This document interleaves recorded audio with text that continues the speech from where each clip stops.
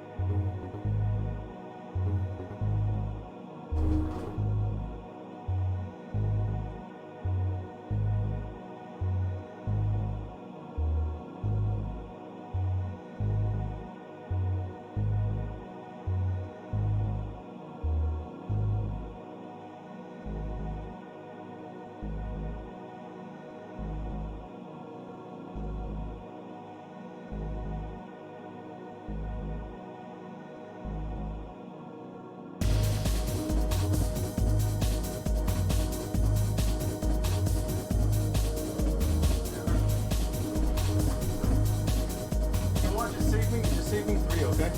Or save me 4, okay?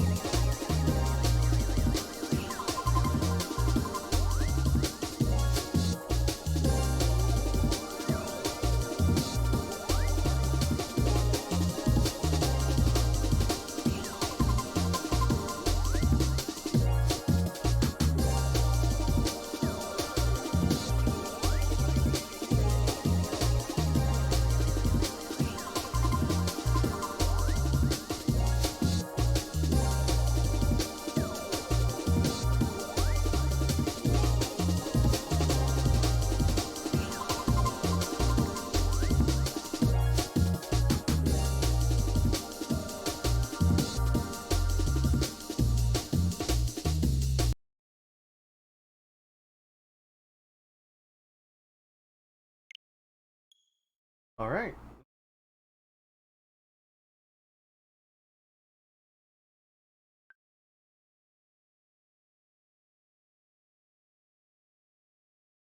Can you hear me, Grave? I hear you. Okay, that's good. How has your Saturday treated you so Eh, far? Saturday? Sam is. It's just been another day. Though 2 days ago, the other day, probably slept on my right side of my arm a little too much, or right side in general. So my right upper arm has been sore as hell these last few days. Damn, dude. I did that. I did that with my Yeah. knee. With my knee once. The way I lay. The way because I sleep on my side constantly. Mm-hmm. What's it called? Like I swear, like my knee. I can't like bend without hearing my knee pop now. Yeah. But yeah, before we go off our own things, welcome back, folks. This is going to hopefully be the last session of No More Heroes 2, but we're going to have to wait and see how the stages and bosses decide to treat Cyber tonight. Depending if not, I'm gonna look like such a douche with with how much work I put into this week's thumbnail. Yep. And by the way, also just let you know it's here in advance too. It's been forecasted to be bad weather coming in tonight, so my connection might shit out on us randomly depending on how the weather wants to behave. All right, so this is this weird biker section. Hold on. Section. Yes. Okay, yeah. A to control. They don't tell you the controls, so you gotta figure this shit out as you drive. Did you get anything for knocking down all the Jasper bad signs? Do you remember? No?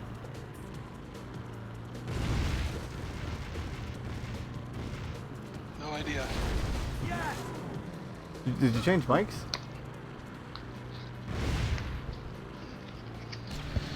No, dude, I had my mic moved away from my mouth. Ah, okay. Honestly, I'm looking forward to the next couple the next two bosses specifically.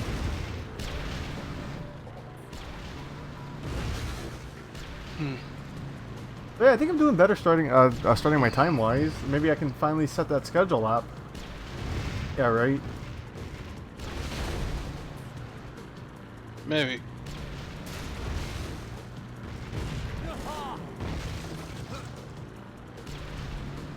What was I gonna say? But yeah, after this No More Heroes game, like the next game in the series is Travis Strikes Again. Yeah, this is gonna be interesting for that one.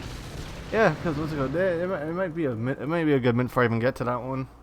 Because I don't know, I have to schedule with exclusive. If not, that might be at the solo. That might be a solo game for me. Or exclusive could just randomly come over and hop in like he's done before. Yeah, that could work too. That's all I'll tell you. I'll tell you things work for you guys.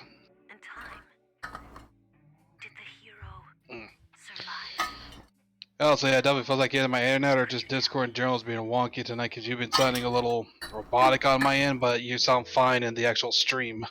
Ah, damn it! Internet acting up. So, hopefully Discord isn't gonna shit the bed too bad tonight.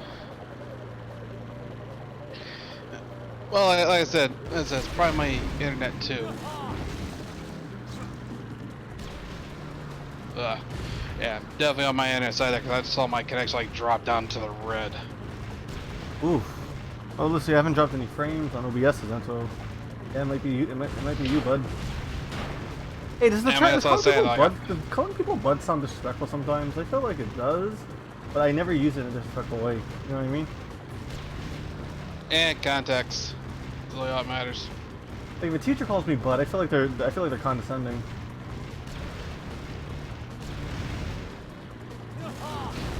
Yeah, it can be. Again, you have to. It depends on both context, and you have to listen to their voice too, like how they're saying it. True. Like okay, like how OK Chief has just become the new bud thing. Yeah. Like, I don't know about that, Chief. Mm-hmm. Got to be. Oh yeah. This is the boss I thought we were gonna fight before Margaret last time, but yeah. Oof. I legitimately feel bad about fighting this guy, honestly. Context wise, I feel bad about fighting him. Mm-hmm.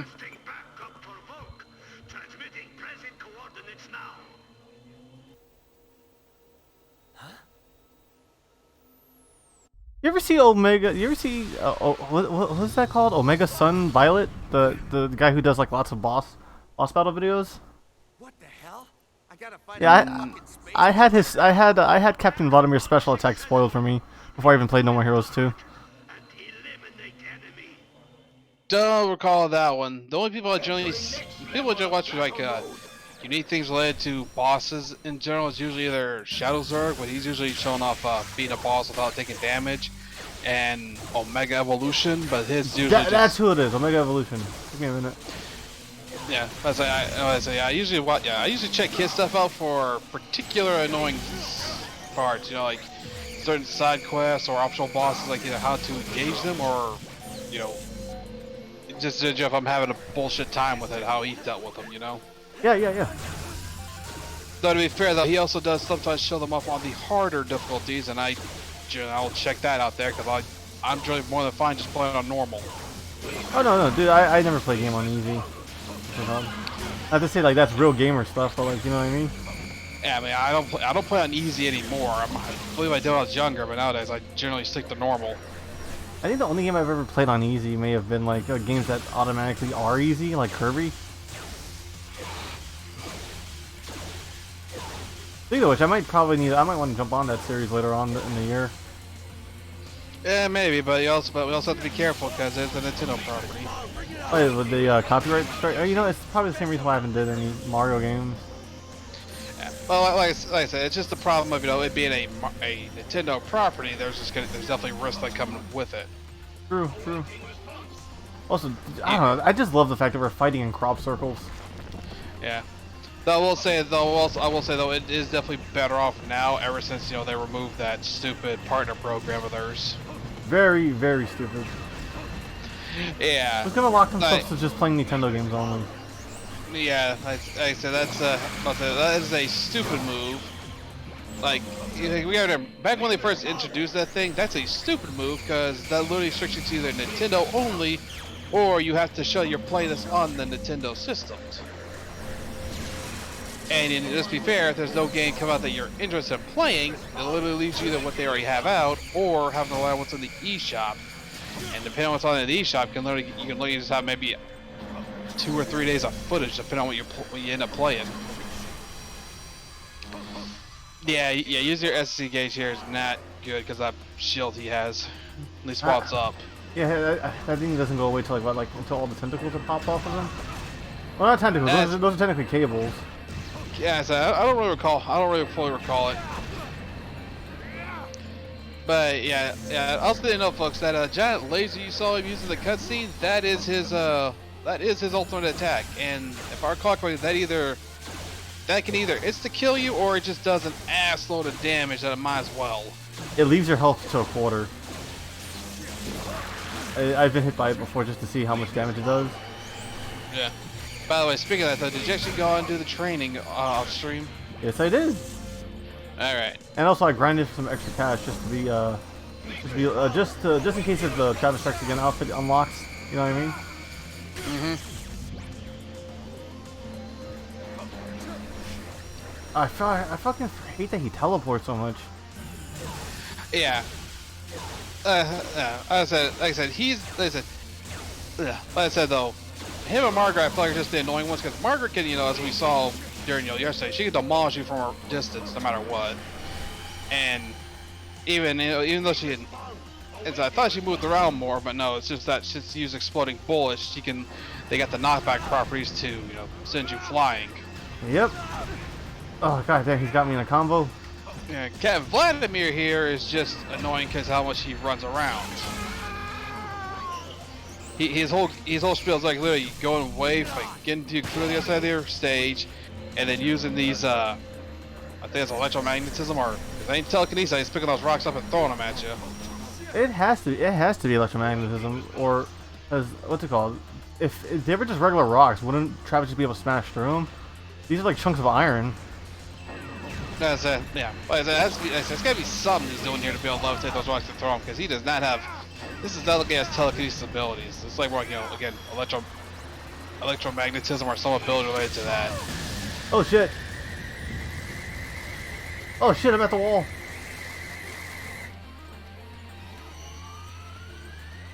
How did I miss? How did I barely miss that? Well, turn like that apparently. Yeah. But yeah, the Now that's a destroy beam. Yeah. But yeah, these two bosses in particular are just annoying because of what Margaret and Captain Vladimir are just annoying because of how parts of their fights work. Vladimir runs all the time, so if you're not close up on being able to dodge his laser as he goes over you and whatnot, it becomes an irritating fight. There's your money shot. Mm-hmm. And Margaret was just annoying, and Margaret was mainly just annoying because her whole thing is, you know, the exploding bullet shell, the exploding bullets, and the Keep away. the exploding bullets, the sniper rifle. You know, if you don't go near the if you get too far away from her, I believe she will go back up top of that billboard and start trying to snipe you again. And with that we've thus vidone ye, Captain Vladimir. Why did I learn Happy Trails in Russian just for this joke? I don't know. Whatever, I'm sticking to it. Dos vidone ye, Captain Vladimir. Mm-hmm. I don't know, Russian's a very interesting language. I'm pretty sure it's not called Russian, but still. Look, my ship. Yeah, whatever it is. It's over, Captain. This is Earth. Yeah. Welcome home. So, I'm finally back. After all this time. Fresh oxygen. I legitimately feel bad for Captain Vladimir. Beautiful as I remember. Mm-hmm. Glory to the Soviet Union.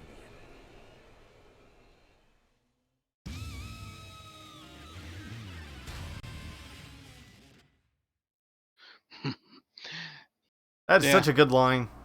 Yeah, like I said, that's why I was saying stop this whole sequence, because this is actually a very somber one too here. Because you actually notice though, but you notice Travis didn't actually stab Vladimir in the face; he stabbed the helmet just to break it. Yeah, because he figured he was kind of crazy. He's back with the Earth after who knows how long. You're not gonna suck him up with your damn vacuum.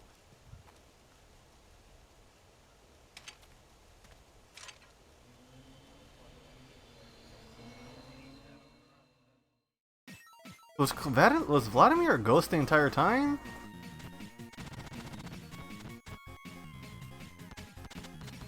Don't really know. But, It's one of those things that's it's hard to say because again, San Destroy is just this bizarre place in general. 20 minutes in, and we already ranked 2. Yeah, I mean, to be fair though, the stage leading up to Captain Vladimir is not that hard. It's actually you can't even lose health in it. Nope. Yeah, right. Yeah, I forgot one of those gifts you can get is a little cut out of one of the bizarre jelly characters, and he sits in the bathroom. Yep. Forgot about that. Hello, Travis. I have arranged the next match. But yeah. Oh yeah, I forgot I collected all the figures. Yep. The duel would take place at a secret location. Secret? I don't have time for guessing games. It's the final Akashic point. Look for the hero space. Sorry, that's all the information I have.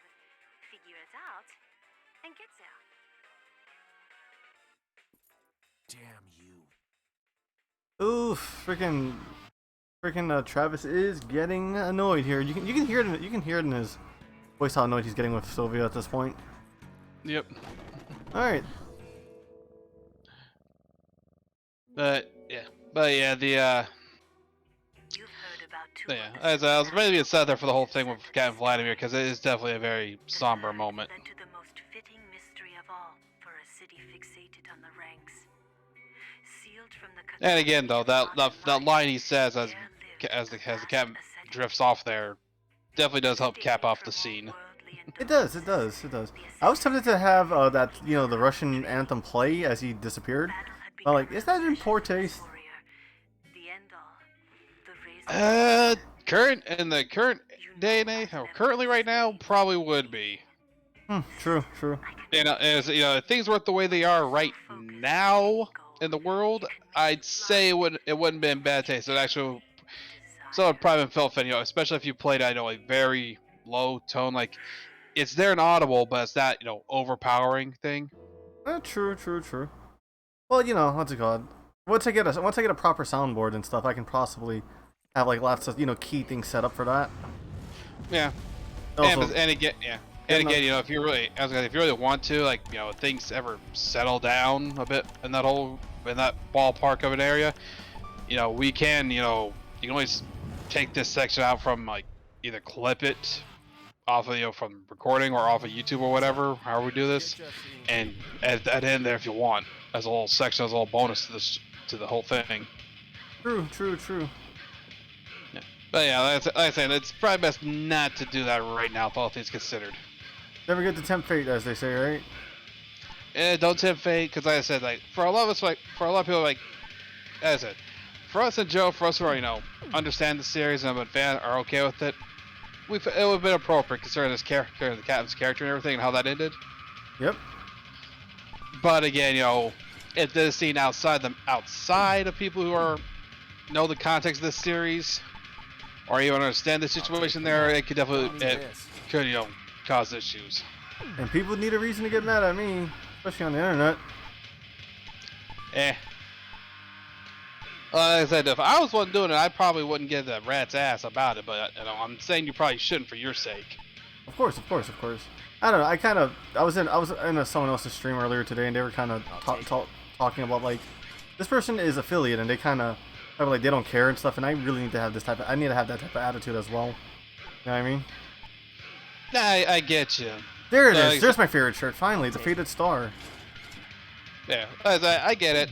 I get you, but it's just, again, you probably should, but at the same time, we've just gotten to this point right now, for one, so exactly. Be a little careful. Be a little more careful with it. Though, of course, again, at the same time, as we've also gone over with, the shenanigans that goes on here with Twitch and YouTube by proxy, I'd say leave it to you if you want to keep trying to play a bit safe, or you just want to just go fuck it and just do whatever. Alright, so let's see. We are going to the final ranking battle at Akashic Point number 3. Yep. But was any of this a Killer 7 reference? I feel like this whole walking down an alleyway is a Killer 7 reference. I should just fucking play Killer 7, huh? I mean, I'd definitely say you probably should, though. But yeah, here we are. There, folks, the final Akasha Point. Yeah.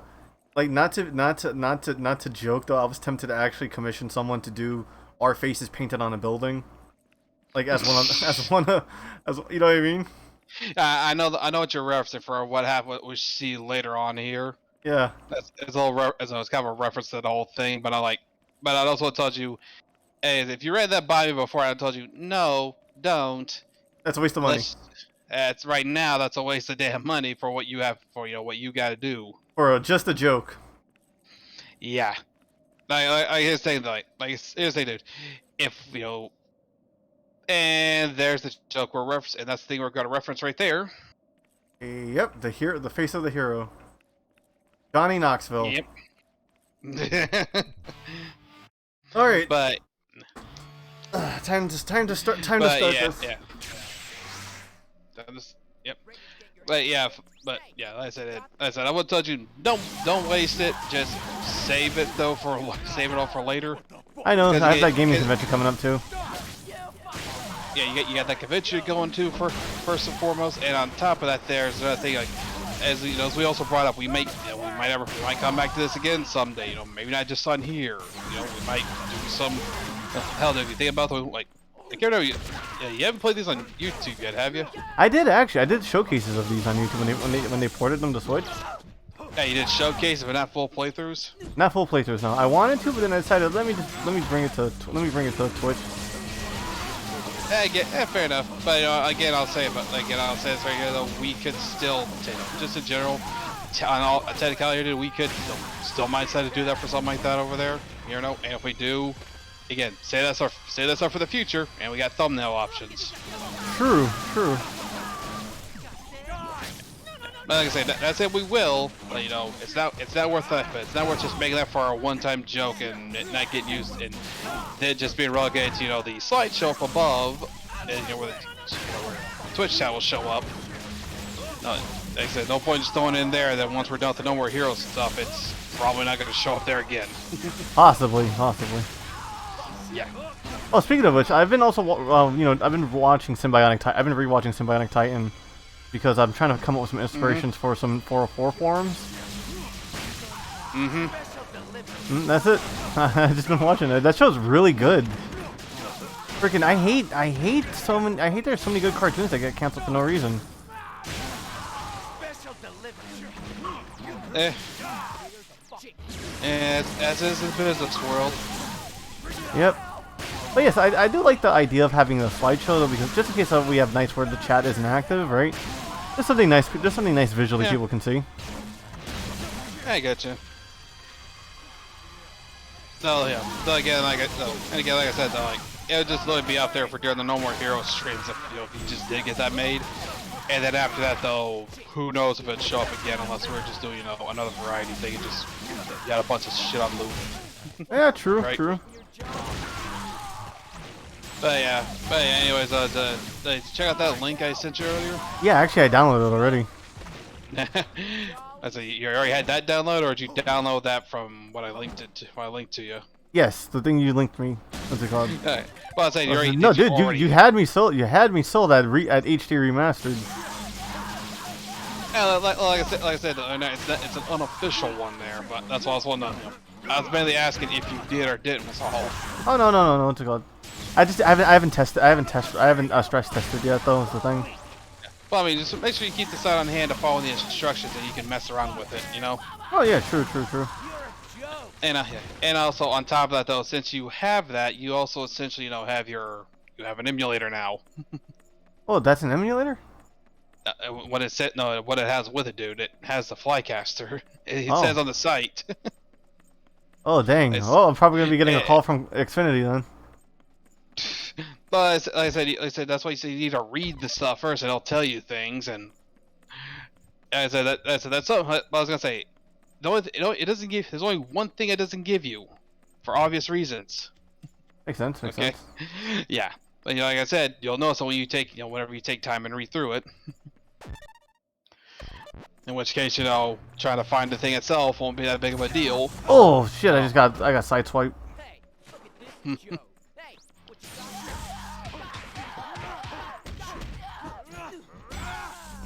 Yeah, I just saw that. What? The car? Yeah, I just saw the side swipe. But like, yeah. But yeah, like I was saying there, dude. Once you go through all, like I said, you can go through that, and that gives you something to work with. Though I was also want to point something else out to you, that if we're gonna mess around with that stuff, do you want to start from the beginning, like the very start of the series, or are we just gonna jump in at that point? I'm gonna jump in my jumping point because I've played the original Soul Reaver. That game is not fun. The Legacy of Kain. That top-down one. Yeah, the Blood Omen, the original Blood Omen. Yeah, it's not a fun game, honestly. Or at least for me, it's not fun. It might be fun for someone else. I get it, but that's why I was asking if we want to go back and do that one, because it is, you know, in essence, integral to the lore. I mean, look, how about this? We do a showcase of it, just so I can say I at least attempted it, right? And I mean, you can. I mean, where's the question I want to ask you? Which version did you play? PS1. Yeah, I was about to say, there are other versions. There is a PC version of the game, too.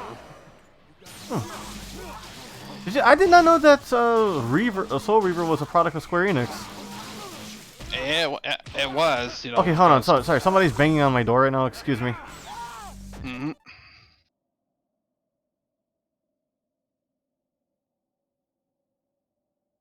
Freaking gotta load up the freaking music. This does not count as my break.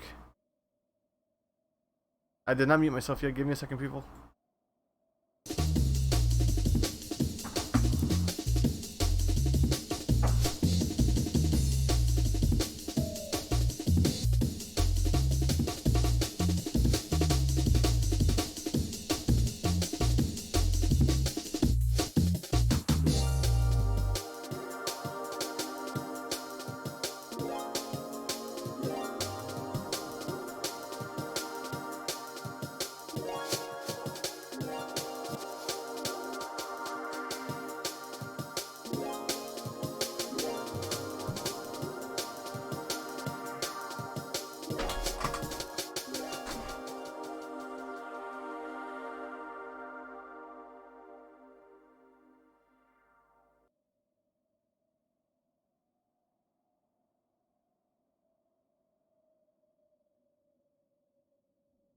Let's see, am I still muted? No, I'm not. Okay.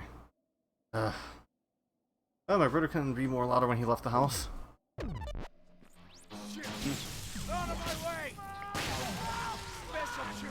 See, the one time I don't have any scuff setting up stream, right? I'm nearly on time.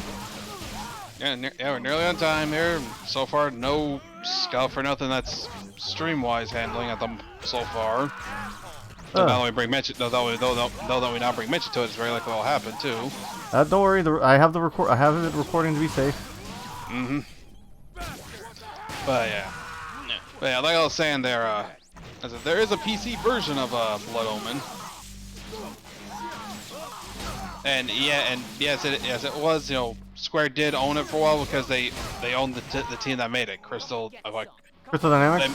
They owned it. Yeah, they at the time owned the team that made it, but now they've that team was sold off to the Pachinko one. Oh no, that's Konami. That's Konami, dude. No, it's sold to it's kind of a coalition group. I'm trying to recall what the hell it was. Shit. God damn it, I forgot what their names were. Oh man, the silence in this section is just so haunting. Yeah. Crap, I'm trying to call who the hell it was that I got a hold of them now. Shit's driving me crazy now. Yeah, I tend to bring up things that make people like, what's it called? I bring up things that people forget about, and then they spend like a good moment trying to figure it out. Oh yeah, Embrace. Oh yeah, it's the Embracer group. That was it. Oh yeah, I was actually on a stream. I got invited to another person's stream recently. All because I said I wasn't a fan of Final Fantasy. They wanted to bring me on just to try and convince me to be a Final Fantasy fan. I told them, you know what? Next time I have to do my own stream. Yeah, I mean, as I tell him, like, I would have told him, get a look at that there, because I was at the point out, as I'd have to try and tell him, we'd have to be very, like, I've talked to you about the stuff, and it's the thing is, as I tell him, the guy's not really an RPG guy, so it's harder for him to get into it. I know, you know what, they're giving me shit, but how can you like Crisis Core? It plays very differently than most Final Fantasy games I normally play. I mean, as I was gonna tell him, I said he likes Crisis Core because it plays more like an action RPG game.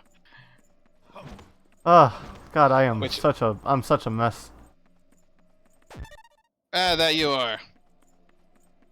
But you know, again, though, that's what also mean though that the Final Fantasy VII remake and even 15 should be up your alley because they're more action oriented.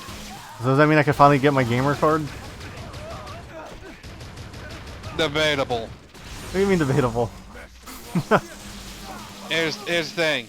15's got its own problems that equate to a development hell, director changes, and other stupid shit that happened with it.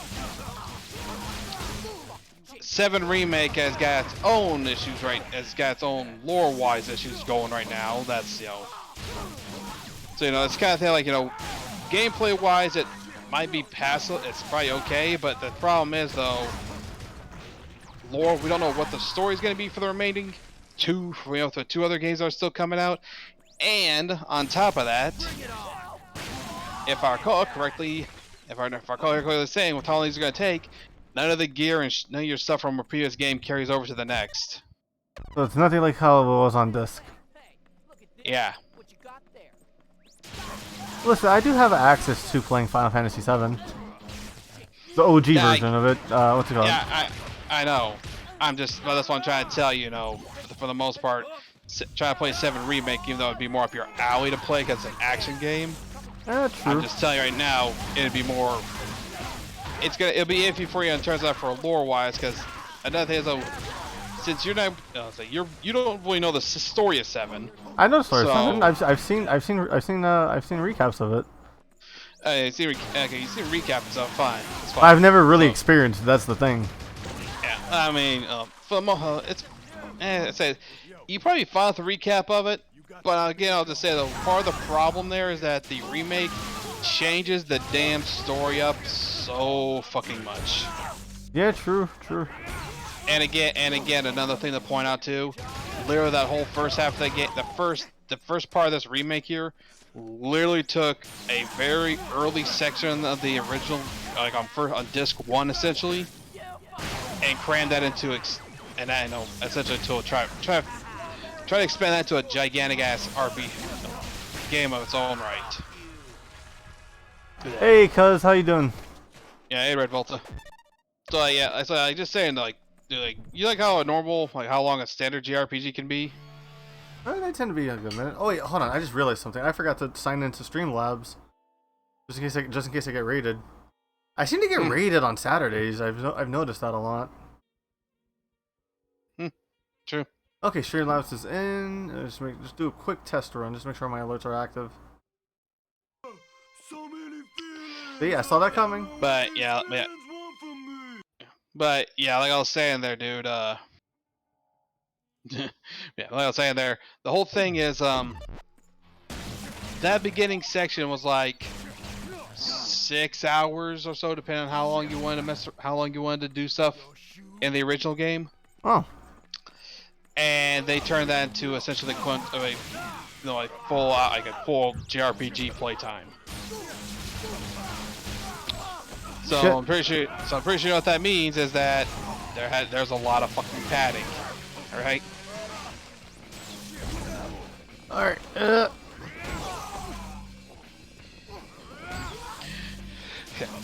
So like I said, it's just one of those things where I'm like, if you want to try and 7 remake, I'd definitely say you're better off waiting for the whole thing to go out and then go on sale. That way you probably won't feel as cheaped out on the price. Well, no, I do tend to wait for like games to either be completely patched out or what's it called?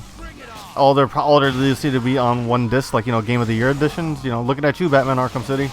Yeah, I get that, but I'm also just mainly saying, like for 7 remake adjusted, it's going to be 3 games in total. So, that'll essentially mean it'll be like PS5 and PC. Oh god, getting a PS5 is so annoying. What's it called? Yeah, it definitely is though, and my problem is I definitely could use getting one of those so I actually have a try not be stuck on 2G internet for my PS4. What's it called? It's amazing. My Switch can actually run on the 5G so far. Yeah, my PS4 can't get up shit just over that there, so I'm stuck on the 2G part of my internet right now, and that is a problem because the 2G is the most inconsistent one around here.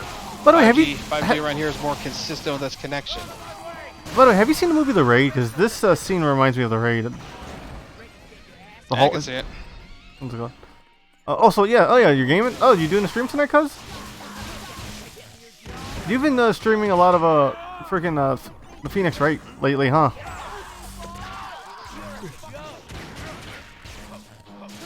That's another thing too. I'm not into visual novels either. God damn, I feel like I'm missing out on a lot of good genres. Hey, he's game at 11 p.m. He's gonna do it so in about 15 minutes. Oh, nice. Well, for us at least, 15 minutes. I don't know if Red Volta's in the same time zone as we are. He is. He's actually been on some of my videos before. Yeah. When Thread on Thursdays was more of an active thing. Yeah. I'm doing a restream of all the other main games. Oh, okay. Yeah. But yeah, I mean, to be fair, Cyber, because the visual novel ones are definitely, that's up to a person thing. But to be fair, when you think about it, an RPG can be a visual novel too. When you think about it. I know, but it depends on the RPG. Like the Persona 3 and onwards, definitely had the visual novel vibe with the whole, relationship stuff you do to build your social links up. Yep. But like I was saying that it's also, in general, they're different. So yeah, I can play the Persona games, no problem with that stuff, but I don't know if I really could, sit through a whole entire visual novel, Oh, true. Shit. Oh my god. I say that, but I played the Professor Layton games to death. Those are technically visual novels. I guess the gameplay just kind of pulls me in more. The puzzles. Yeah, I mean, I was about to say it's also Layton's more of a puzzle-oriented game, anyways. Whereas, you know, Phoenix Wright though, it's less puzzle and more so, it's more so, you know, using logic and connecting the dots kind of thing, stuff. Like it's like, yeah, Layton makes you think, but you know, for the most part, you only have to think about the puzzle at the time and what they give you. Phoenix Wright, you have to constantly be on top of everything that you have to try and find in everything you can get, talk to everybody to get more information. And then you have to start trying to connect the dots to everything during the court cases, or during the actual court scenes.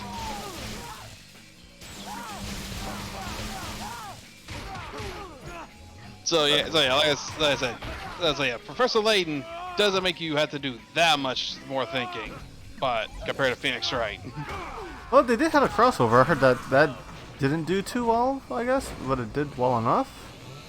I don't get game marketing sometimes. How can you mix puzzles with lawyers? Like, I felt like, because, you know, didn't Capcom have the reins on that? You good, dude? Yeah. Look, here's the thing. The guy that's been mainly in charge of the guy that really did started the whole series, he's the one who worked on the crossover.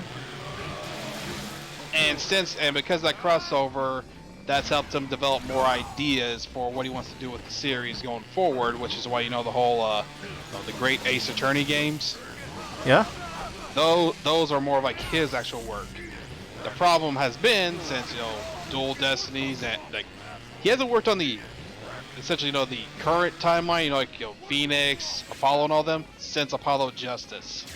I heard Apollo's like one of the worst characters in like the least liked character, I believe, not the worst. You have to remember, at the time it came out, it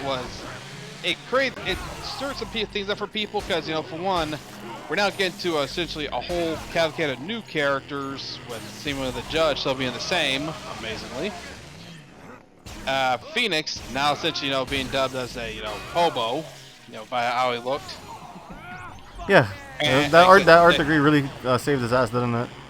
Well, like I said, dude, the main thing for Phoenix is, you know, the only full returning character you saw in Apollo Justice was, of course, mainly Phoenix and the Judge. We didn't see any other returning characters from the series. And so, for a lot of people that would have, well, that and Emma came back too, but again, you know, that probably got some people there because people wonder what the heck happened here and all, and that figures out later on. It's just one of the problems though is that the story, they went nowhere with the change that they were aiming for in Apollo Justice. Oh, hey, have you ever took a look at the titles of the songs in the No More Heroes 2 soundtrack? Some of them. Yo, this song is called Toothpaste, and it's such a somber song. I love it. Yeah. Here's the way I can describe this here. What they were aiming to set up and do with the theme of Apollo Justice has never been followed up. It's also equated to a lot of changes that had to be made with Dual Destinies, and then after Dual Destinies, certain changes had to be done yet again for Spirit of Justice. Safe to say you played the series? I have not played the series. I've watched playthroughs of them, dude. Oh. And I've been able to recognize these things, as well as, you know, had other people, you know, talked to other people who are bigger fans of this, so actually talking about them too. And so I'm not one to say nothing here, you know, in case anyone watches actually interested in it. But, you know, even though I'm pretty sure they can probably figure out nowadays with how old those games are. Outside, you know, the only quote-unquote new ones would be the Great Ace Attorney, because we never get those translated. Oh, we possibly might get a new Ace Attorney based on those memes, how popular they've gotten. No? You don't think so? No.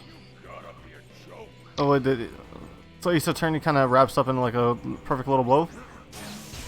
It does. No, it doesn't wrap. It doesn't. See, the only Ace Attorney stuff I've actually known is the manga. And I like Phoenix as a character. Again, I'll say that again. You should never. Again, here's the thing you should know: if they're two separate mediums, unless they state which is more the canon one, always assume the first. Never assume either one of them are truly canon to each other, except in their own continuity. You know, manga's continuity to manga, that kind of thing. Oh, it's a separate universe kind of thing. Like I said, that's something you have to keep in mind there. It's it's kind of why and it's also part and again, like I said, unless it's stated otherwise, always assume that's how it's gonna run with it, just to keep things separated. Because like I said, fuck, I'll just say it here. At the end of Apollo Justice, they were set up a change of how the court systems were going to rerun. Instead of having to be definitive, damning evidence to prove someone's innocence, it was going to more so fall into like the jury, like how the jury system is. You know, people would be watching the trial, and then they would determine if the defendant was innocent or guilty. That's what they're setting up for.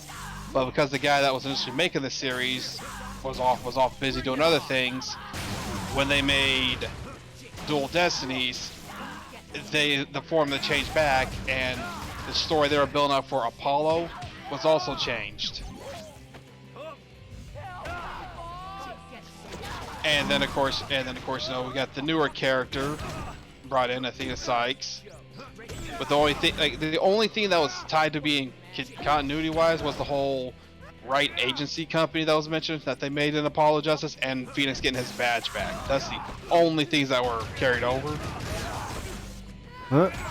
And then Spirit of Justice did the exact same thing again, where they changed Apollo's character again. Like, they changed the story because apparently the new team that working on it had no fucking clue what to do with Apollo. Isn't that just like the whole curse of like a new character no one likes, and that other people have to do something with it? It's more so the cursed effect of none of them knew what the hell they were doing with it, and they needed to essentially give Apollo. They needed to pick someone to have the quote unquote tragic aspects of their life come up, and they for some reason kept picking Apollo.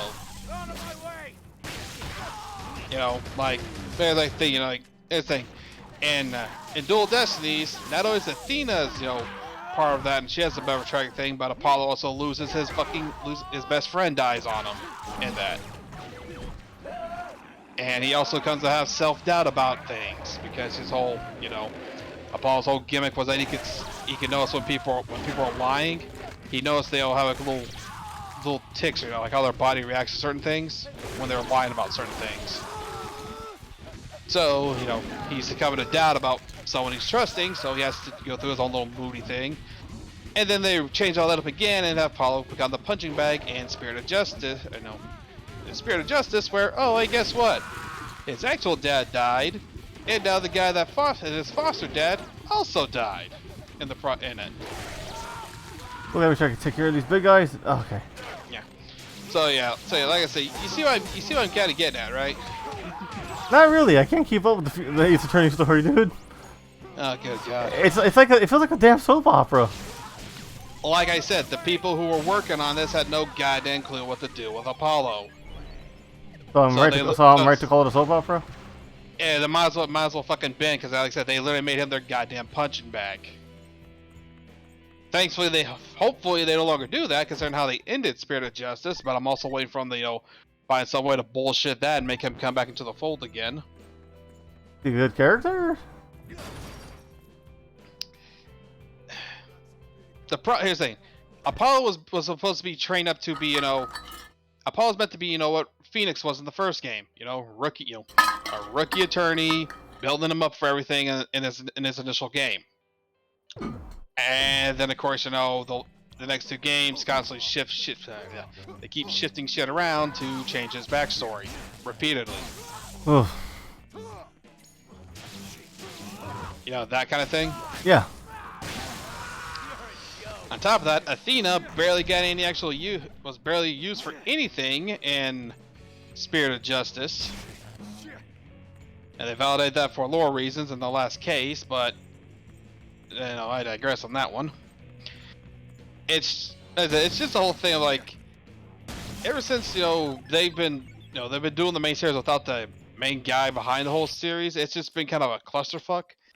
Whereas the only real issue that came out with the latest games, the great Ace Attorney ones, was because of the characters because of a certain historical character they decided to use in it, made him a pain in the ass to use outside of Japan. Oh, okay, I see what you mean. Yeah, and to point out to you, that character they used was Sherlock Holmes. I thought you were gonna say Nobunaga or something. No, dude, the game doesn't go that far fucking back. Well, according to the newest one, it goes pretty far back. It goes far back, but that's the fucking point of our Nobunaga. Speaking of which, I've been hankering to play Onimusha again. Yeah, I think you mentioned I think it's like the second or third time we mentioned this on streams lately. Dude, it's such a fun game. But yeah. Oh, by the way, final fight time. Yep. I mean, penultimate fight time. Mm-hmm. By the way, if you pay attention to the picture she's tossing in the fire. Yeah, that's me. The no more hero. How unfortunate. Right when I'm about to reach the top, you have to find me. I was hoping we'd fight after I became #1. Sorry to crush your dreams. I hate to do it, but I've got business with that son of a bitch. And I can't let you get to him first. Please, don't think of me as Oh, hey, there's a picture of Morgan Moonlight on that photo. I'm sure your victory isn't easy. My pride as the second rank requires that much. Honorable. I like that in a woman. I've seen a lot in my journey up the ranks. An endless cycle of violence, now broadcast as a spectator sport. Why, Travis? Why do so many assassins join if we are all going to end up killing each other in the end? Does it really matter why? To me, it does. It matters more than anything. We've all become trapped, don't you see? Addicted to the violence, to a life in the shadows. Once we join the ranks, we can never get out. Don't be stupid. If you get tired of the battles, just fucking quit. But that's why we all want to fight you, to learn your secret. Don't you get it? Get what? You are the Crownless King, the one who got out. You reached the top, then walked away. Well, I'm back now, aren't I? With you it is different. You are the no more hero. Show me your passion. Release me from this cycle. Free us all in a crimson sea. You asked for it. Bring it on! Alright. I love Alice's song. By the way, it's such a good... I don't know, I can't play an instrument, but this drum beat is freaking amazing. But yeah. But yeah, that's it. I was trying to say the reason why that was such a problem, because the people holding the rights to Sherlock Holmes are paying the goddamn ass. Well, if they have a cash cow, they're gonna hold on to it. They're gonna milk that thing till it's empty, and even then, they're gonna see if they can make jerky out of what the remains. Yeah, I said the problem, it's kind of the problem, with people holding the rights to stuff for so damn long, instead of letting it go into public domain. Yeah, well, look at what happened with Disney. They fought hard to keep Winnie the Pooh, and then the moment that controversy happened, let's make him public domain. Oh yeah, they're gonna wipe their hands clean on that one. Of course, Disney's also lost the rights to the, I believe I recall, is the Steamboat Willie version of Mickey. They've lost the rights to that. That's a public domain now. Nice. I can't wait to see a mech battle between Steamboat Willie. Then that'd be fucking dope. I mean, it'd be funny. Like if you guys said that's actually Pete's boat there. That's not Mickey's in Steamboat Willie. Yeah, I know. I haven't seen it in years though, but I know the whole thing. But yeah, either way, like I said, because they included Sherlock Holmes in that the Great Ace Detective series, the 2 games there. Yeah. It was one of those games that was gonna be a bitch and a half to try even get translated over here, because essentially what you'd have to pay to use the character name. So the translation team decided to go with the all-time classic way of doing this, which the guy who initially was writing, you know, the Arsène Lupin stories. Lupin the Third? You know, not Lupin the Third, the original, like the, you know, Arsène Lupin, the original books. Never heard of it. You know, I mean, they're the books. They're the books of the character that Lupin the Third is based on. That is his grandfather. I went to public school, dude. How am I supposed to know these things? If you're generally a fan of something, I figured you'd have looked into it a little bit more. I'm not a fan of Lupin the Third.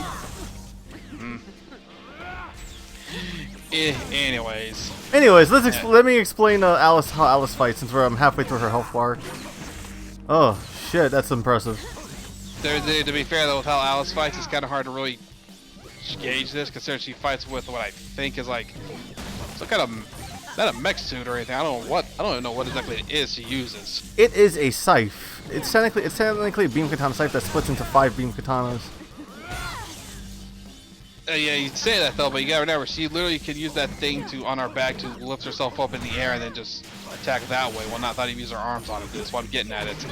So I'm trying to figure out what the hell this thing she really even uses is. Well, in the wiki, it's credited as a scythe. It's a funky It's a funky ass scythe design. Why does every pink-haired anime character has a fucking scythe? I never understood that. Anime tropes. By the way, the best strategy for her is to punch her. Like, I hate to say it, but Sean Connery's right. Sometimes a bitch needs to get slapped. Sorry, just gotta laugh your reps at that though, even though You don't know Lupin the Third, but you know Sean Connery. Dude, I know Lupin. Dude, I'm speaking as you. You know what I mean? Yeah. But yeah.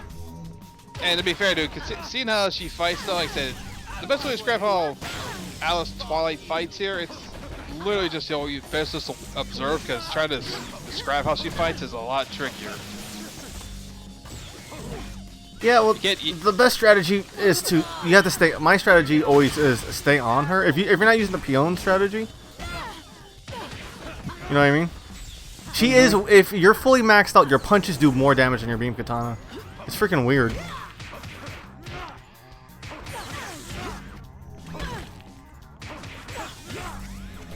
Yeah, it's true, but it's also, you also know that it does count the thing is, it does count that caveat, you know, where if you're punching them, you're not really depending on the enemy you're fighting, you're not really able to stun lock them. Like may work with the goons, but for the bosses, punches really doesn't seem to stun lock them most of the time, or even hit stun. It's more like you have to attack with the beam katanas to get them to hit stun.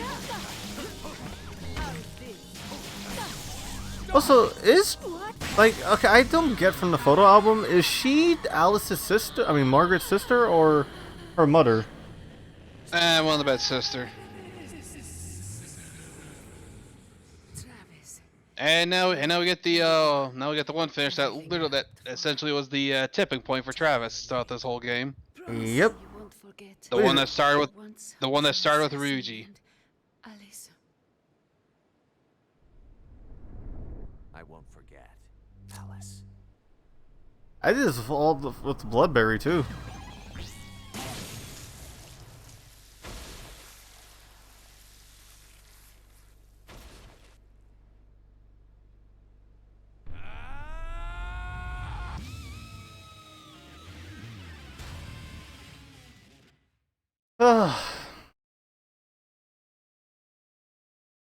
You should have been the final. Alice should have been the final boss. You are now officially ranked second. But yeah, like I said though, like I said, that was the tipping point for what we saw building up back with Ryuji, and then of course, you know, it was building up even before that. See that? You know, the Ryuji fight definitely was the beginning point, and now this was the tipping point. Even if we are assassins, doesn't matter if it's a video game, movie, drama, anime, manga. And now Travis gets very meta about his existence.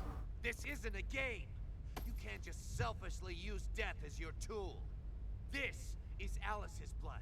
I bet you've already forgotten she existed. Same way you would have forgotten me. And that's why I'm tearing down the UAA! Are you done bitching? You could never shut down the association. Fighting to be the best is human nature. It's evolution. Who are we to try and stand in its way? Fuck that. I want to be a hero by my own standards. You need to wake up, Travis. Take your own goddamn advice.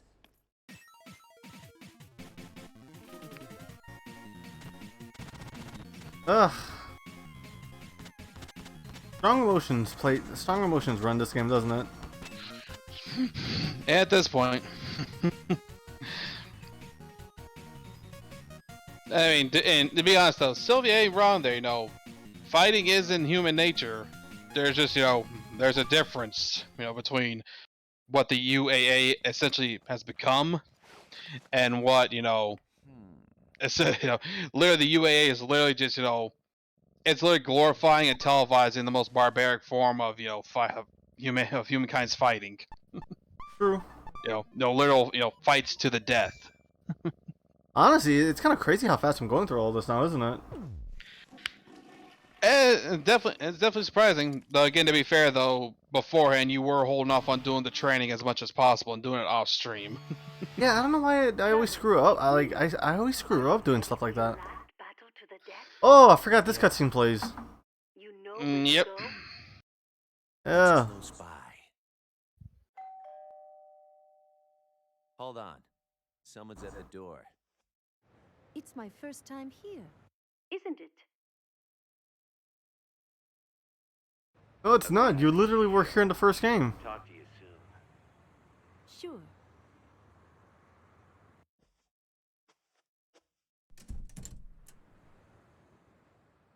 Sylvia, I can't figure you out.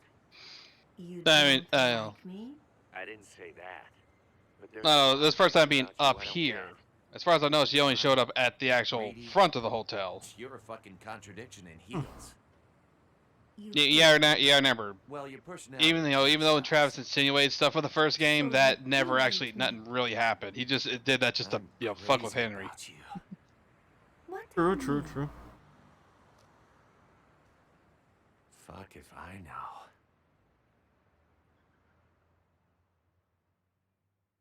Oh wait, gotta take my control off the desk because the vibrations are loud. Yeah, this moment was definitely. This definitely felt like it came out of fucking nowhere, though. To be fair, right? Yep.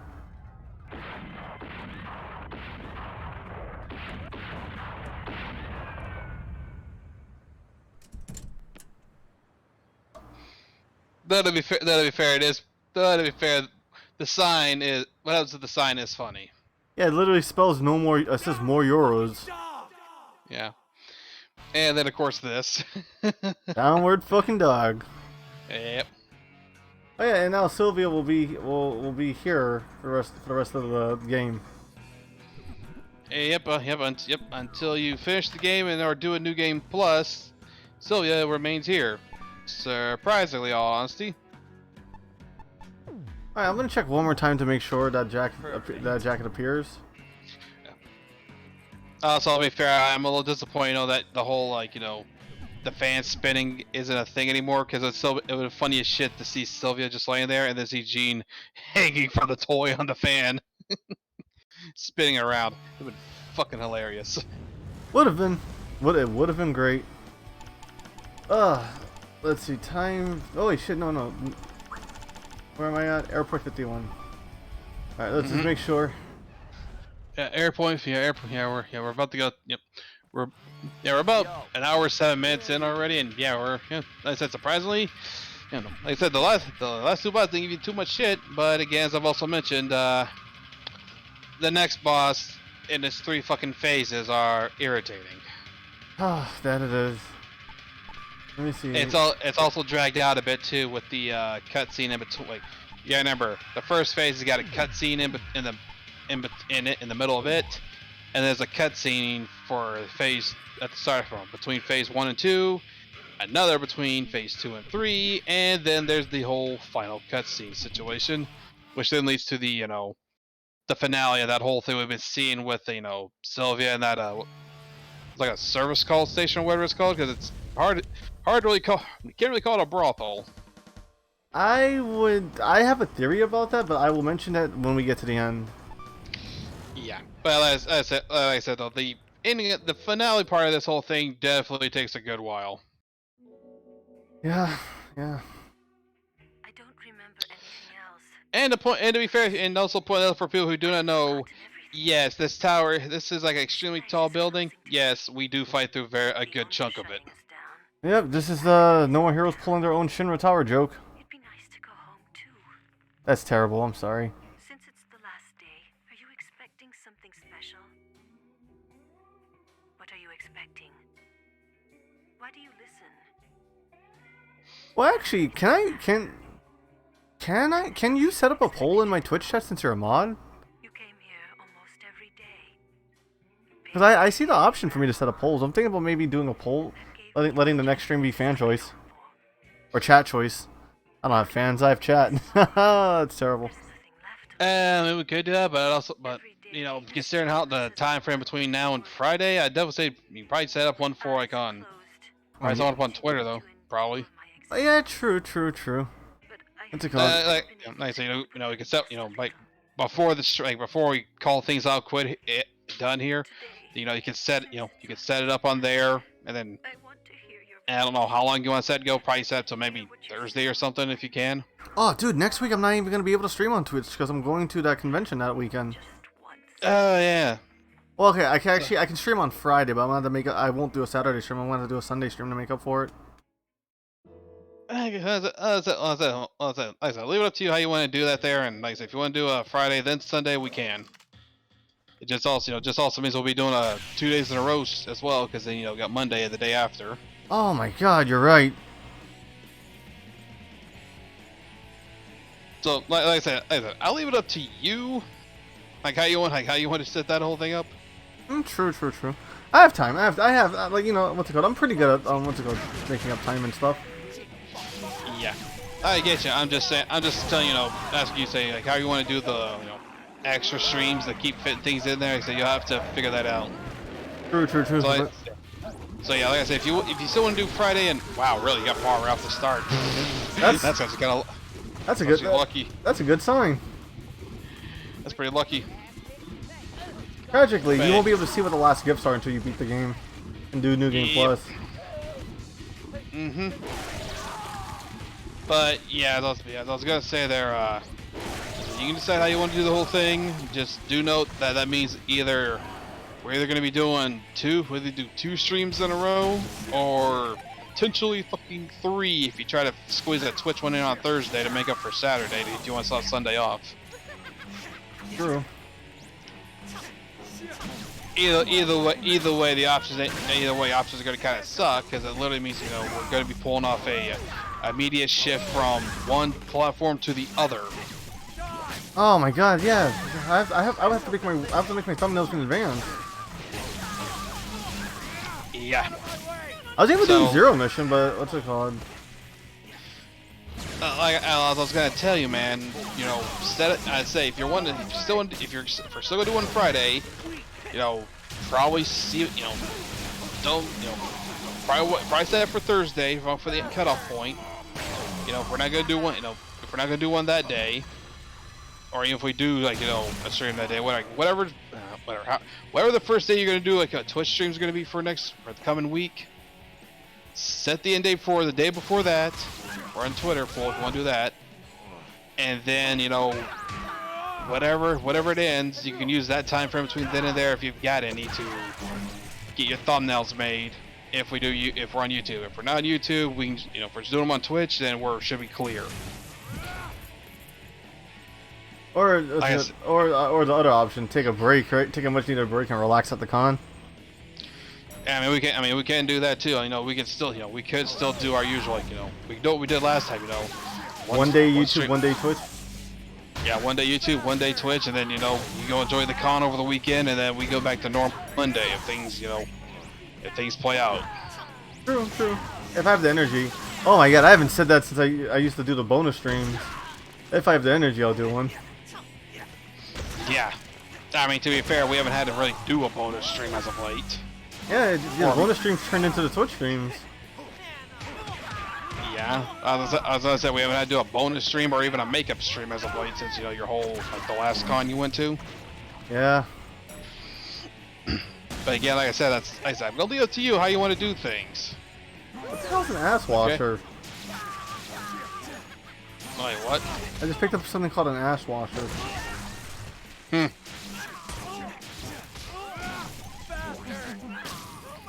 But yeah, as I was trying to say, I'll leave it up to you to decide, and you can let me know tomorrow or Monday or whatever, okay? We'll do. I was, one of the other game options I was thinking about was Dead Rising. You know what I mean? But I was either saving that for September or October. Yeah, definitely, probably there, but at the same time, though, that game would also definitely, probably be that's probably a good month-long one, depending on which platform we're on. Well, Dead Rising's pretty short, actually, if you know what you're doing. Well, yeah, but you also gotta remember, depending on how you're trying to go for it and all, you also gotta deal with the shitty AI in the first game. Yeah, true, but there's a charm to the first game. Wait, what? There's a charm to the first game. Yeah, I'm not saying anything about that. I'm saying you have to deal with the shit AI, as in when you're the survivor AI. Yeah, no, I know how terrible the survivor AI is, and it's super improved on too. Yeah, exactly. That's what I'm trying to say. If you were to play that, you're gonna have to deal with that shit AI, which at times actively seems like it's trying to get themselves killed.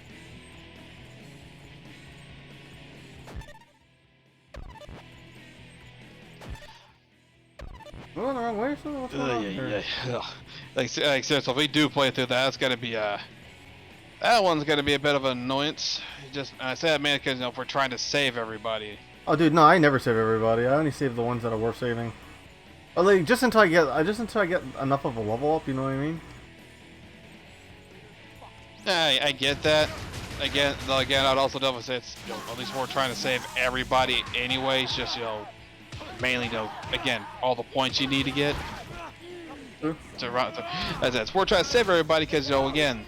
The main thing you want in that fucking game is inventory space. That's the most important damn thing you want to get. Well, let's just do New Game Plus. No, I'm kidding. I'd say if you want to do it that way. Yeah, I'm not doing the Ted approach. Oh, shots fired. Ouch.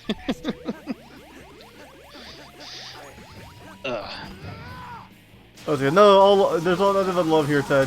On the off chance he's watching this, I doubt it. Yeah. That's it. What was the game? What game was he played through again that he did on New Game Plus? I think he did Dead Rising on New Game Plus.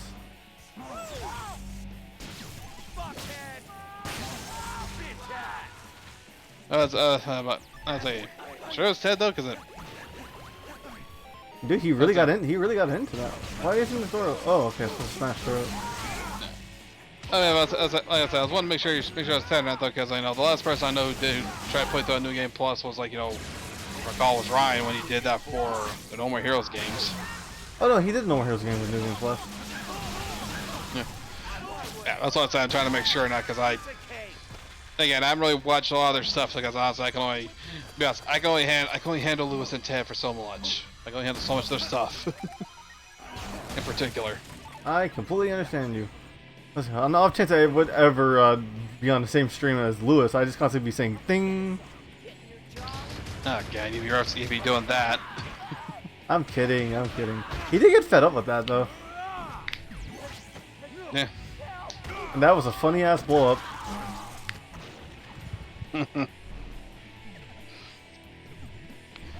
But yeah. Anyways, though. Yeah, the freaking differences in these areas. We went from a rundown apartment complex to a freaking high class mall. It's literally across the street from. This is across the street from this damn hotel. Yep. Yeah, I'll say I'll leave it to you if you want to do that there. But like I said, however you want to plan to do the scheduling, there's also one going to say, we should also determine how we're going to do the streams. True. Like I say, if we're just doing one of each, though, then we should just do maybe one-off stuff. Oh yeah, like a roguelike for each day. And for each day, because it's been a while since I streamed a roguelike. I was gonna say roguelike or just something, you know, roguelike variety or just something that you know will take the whole stream, but it's a one and done kind of game, you know. That's true. I mean, like I said, it doesn't have to be a roguelike. Again, you know, we could end up making another variety stream just because, you know, we got something's coming up here, and that's why we're having to do these again. I mean, Left 4 Dead 2 could be another option. I could talk to Deer. Plus one would be Prime. Let's pick one name, lady. Like I say, you can. Of course, you know. Of course, though, from my just let you know on my end here, though, like, again, if I'd be able to join for that or not, though, again, solely depends on the weather in my area. True. So yeah, well, I would probably have to ask about a weather report. Weather report. I mean, yeah, to be fair, though, me and my dad are looking into getting trying to get a better extender. Like, to be fair, the one we use here is fine. It's just the main problem has been since it's one that it can only be plugged into a wall outlet, so that that limits. So that gives us like severe limitation where we can put it. So we're trying to look and see if we can find one of those, like, you know, more like the cord plug-in ones. So you should be shopping around then. Mainly looked around Amazon for one, because that's where my dad wants to look. But you know, biggest thing, I was trying to look through the thing. By the way, what how much it cost to get this initial extender that we got about 5 or 6 years ago? How much? Like what, 60? About close to 100, because it was the only one Walmart had at the time. Ah, dude, I don't like shopping at Walmart, man. They're such tricks. Okay, depending on the Walmart you shop at, I guess. I mean the people I've seen in chat. I can chat with some of the guys at the Walmart, and hell, dude, some of the friends I had back at school I've seen out there. And so the Walmart in my area is that bad. It's just, you know, part of the problem is, you know, my area is also flooded with a bunch of other stuff. Like there's a Walmart, an Ingles, and a Food City in the area, along with both a Dollar General and Dollar Tree. Well, actually, there was actually 2 Dollar Generals close within the, you know, actually, there's one that's literally, you know, probably not even like, probably, you know, maybe a 5-10 minute walk from my house too. And I ain't kidding about that either. I could literally probably walk from where I'm at right now, from here to a Dollar General. I mean, it's like 5-10 minute walk. The only problem is I gotta go across the damn highway. But you get the idea, though, right? Yeah, no, it's convenient. It's convenient. It's in a good location, and also the people aren't complete pricks.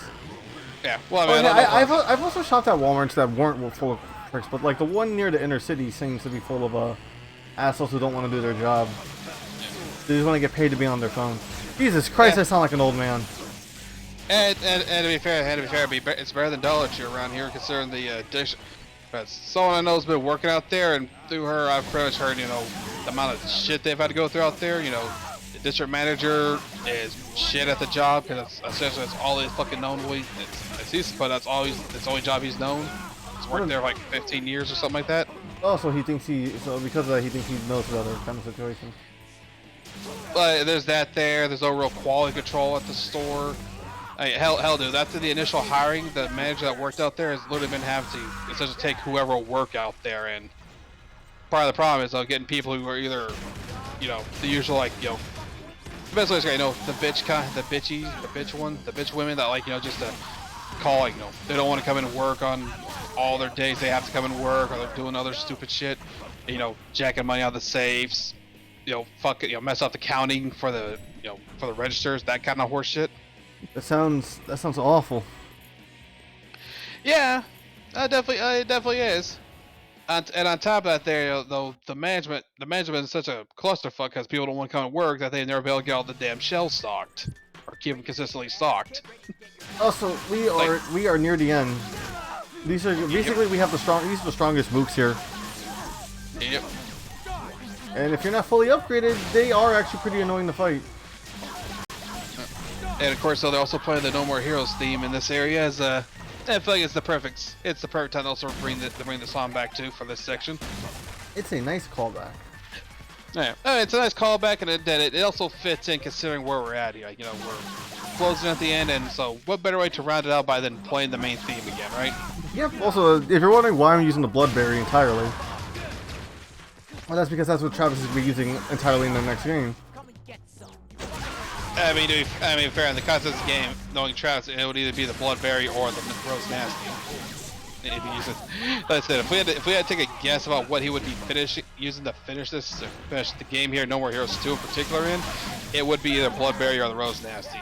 Dude, the freaking when I eventually get to Travis Strikes Again, the intro alone is going to be like half an hour because we have to wait through a lot of stuff because they literally did a patch just to do more lore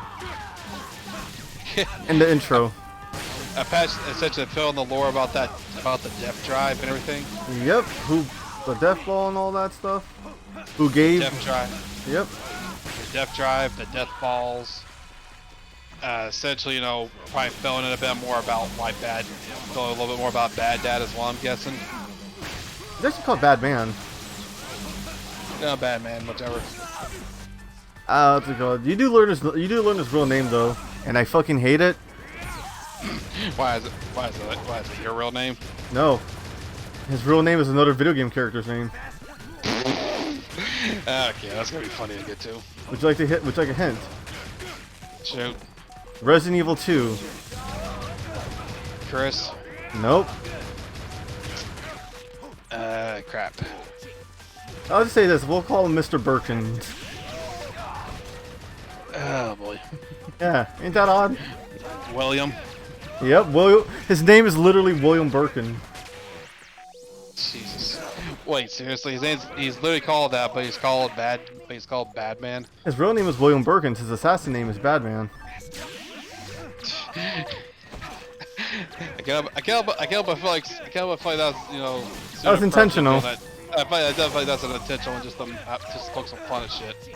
Yeah, I bet you he would have named Bad Girl Sherry, but what's it called? I guess Charlotte just fit better.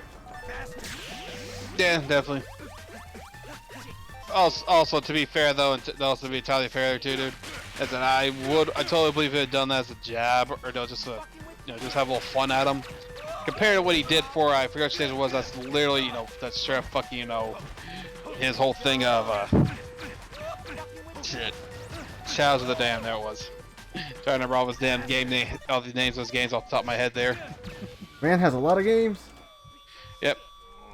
And you are about to ate shit. Dude, I'm in a fucking loop.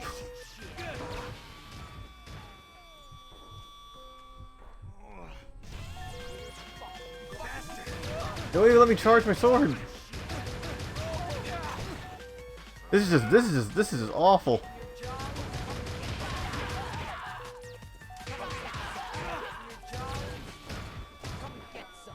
Come on. Damn it. Death by gun. It's payback time. Very standard in this game. Oh, that was just annoying. And there's the first death for this session. Listen, that was just unfair, man. That was just unfair.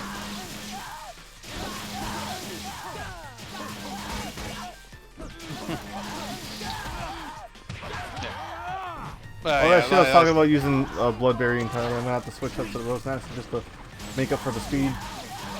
Again, like I said, the Bloodberry or Rose Nasty, yeah, you see what Travis would be using in this particular stage in general. I can see him using either one of them.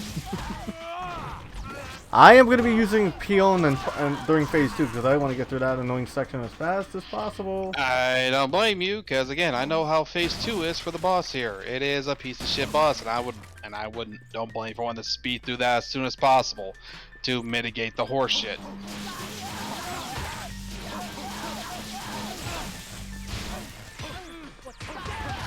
Because that literally, as I said, phase 1 is just annoying. Phase 2 has got every right to piss you off, and phase 3 is just kind of insulting.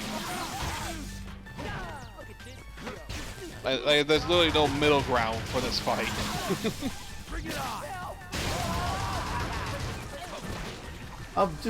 You know, I'm gonna go with the Pride True strategy to aim for the marksman, and I'll let the guys with bats come to me. As you should. Because I'm gonna need to. Oh, yep, they are spawning. Alright, let's just activate this and clear the room. That's one. Alright. You may have killed me in another life, but you ain't shit this life.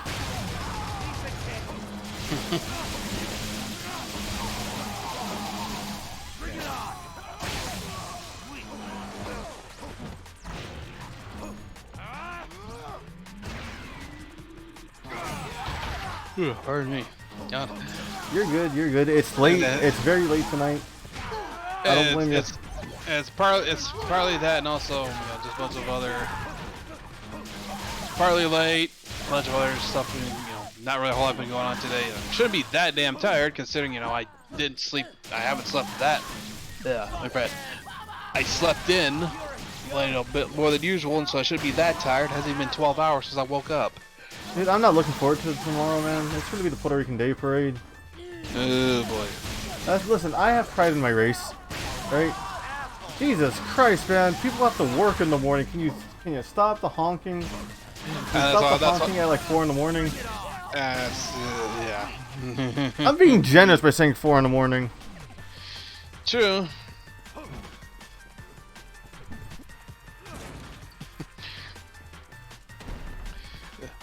By the way, I thought that's just a question out of curiosity here. Dude, have you ever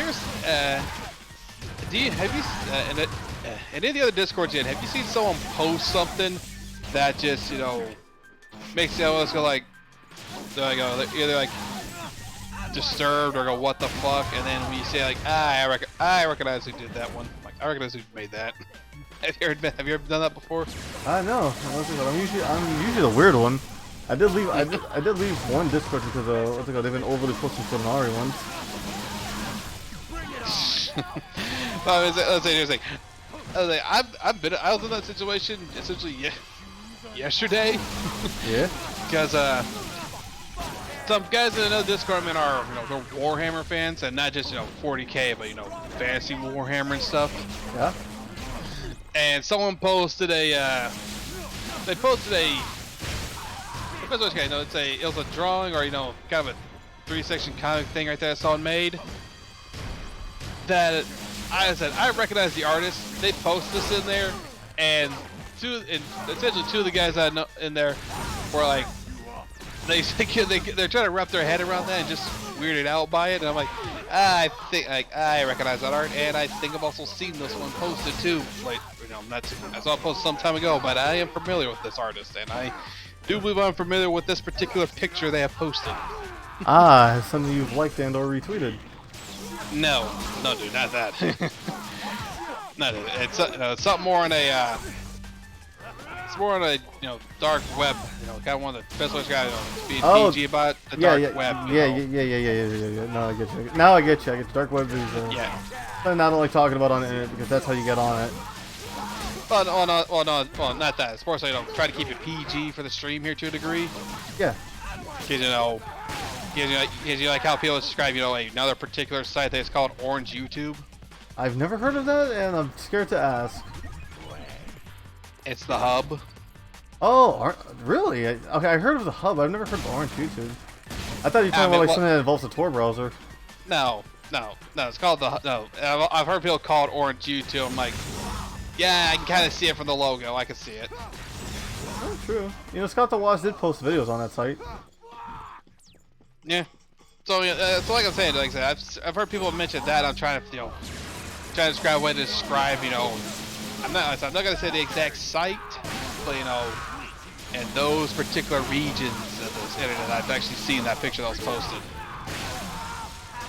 No one asked me about how I knew this or anything like that. They just, I don't know if they wanted to know or not, but it's like, when I said, I know that artist. I know an artist knows an artist. I know a guy who knows a guy, I get you. And it's not that. I know the artist because I follow them on one of those sites. And it's very, it's fun, it's interesting and entertaining stuff they post. Like it's not all there's a bit, actual 18+ related stuff they make, but they also do make ones that are more. They do make them, but they also make them kind of comedic, Yeah. shit, they're about to shoot me. Please let the students go into ecstasy again. Nope. But yeah. And also, like I said, I'm just trying to find something to talk about here, just to fill in the dead space, because I got nothing else to really go on about. Well, I don't know. We can talk about our favorite bosses of the series up to this point. It's playing No More Heroes back to back, the proper way to play No More Heroes. I mean, well, to be fair though, the more proper way would have been to play this. Would have been probably waited, what was it, 2 or 3 years to come back to 2? True. That would have been a more fun one. I mean, I'd say a more proper way to do it, but the problem with finding stuff to fill in the gap for those 2 years if you got that itch to play the game, right? Yeah. I doubt I'm gonna get to No More Heroes 3 this year. Within the year, probably not. Cause if we got playing, like I said, on one hand, we on YouTube's end we still got Bayo 2 to go through, and then eventually Bayo 3. Yep. And on this end here, like I said, we finished this game, and we don't really have anything else we've already started on here that's got more games in its series, have we? Not that I know of, no. Oh, I got Klonoa too. I got Klonoa too, but I also feel like you might want to take a bit longer break for that one. And yeah. again, you said that, and again, as you also mentioned, you probably want to wait till you feel like you're one to actually try to solo commentary through that one. Yeah. Oh, my solo commentary skills need work. I don't know, it's just so much easier to bounce off somebody, but like, what's it called? I need to learn to hold my own sometimes. You need a little more practice in there in case I'm not around. Or Exclusive's not around. Yeah. And then my little brother wants to join my streams because he wants to do River City Girls with me. That's a whole nother mess right there. That's how I have to design a new character. I mean, you said River City Girls, right? Yeah, he really likes that game. Yeah, that's fine. I mean, and to be fair though, I'll say also be prior to see how we react to probably the other River City games. I tried to show him River City Ransom. He wasn't allowed it. Yeah, just didn't like the old 8-bit art. Did not. No, it's not a 10-year-old's aesthetic. Yeah, even though by all intents and purposes it's the same game, they play the. No, they don't play the exact same, but premise-wise they're very similar. The usual go around, beat people up, find where the bosses are, kick their asses, get money, buy stuff to make yourself stronger. Basically, but again, he just doesn't like how square everybody looks. He just likes the girls more. You know what I mean? Kids will be kids. Sometimes they like things that look better than things that are functional. Oh my god, I'm such a fucking old man. Dude, we both are. Like I've had to point out to you before, dude. I'm not a graphic whore. I don't give a damn. Like I said, the game could be, the game could be 8-bit, could be an 8-bit, or even look more pixelated than that. And as long as it played fine and that was the intended purpose, I'd be down for it. Like seriously, you can give me a game that looks more like Game Boy to a Game Boy or Sega Game Gear graphic wise, but if it plays smoothly, I could care less. Yeah, bet you bet. Alright, let's change Beam Katanas out. Back to the Rose Nasty. I mean, back to Bloodberry. God damn it.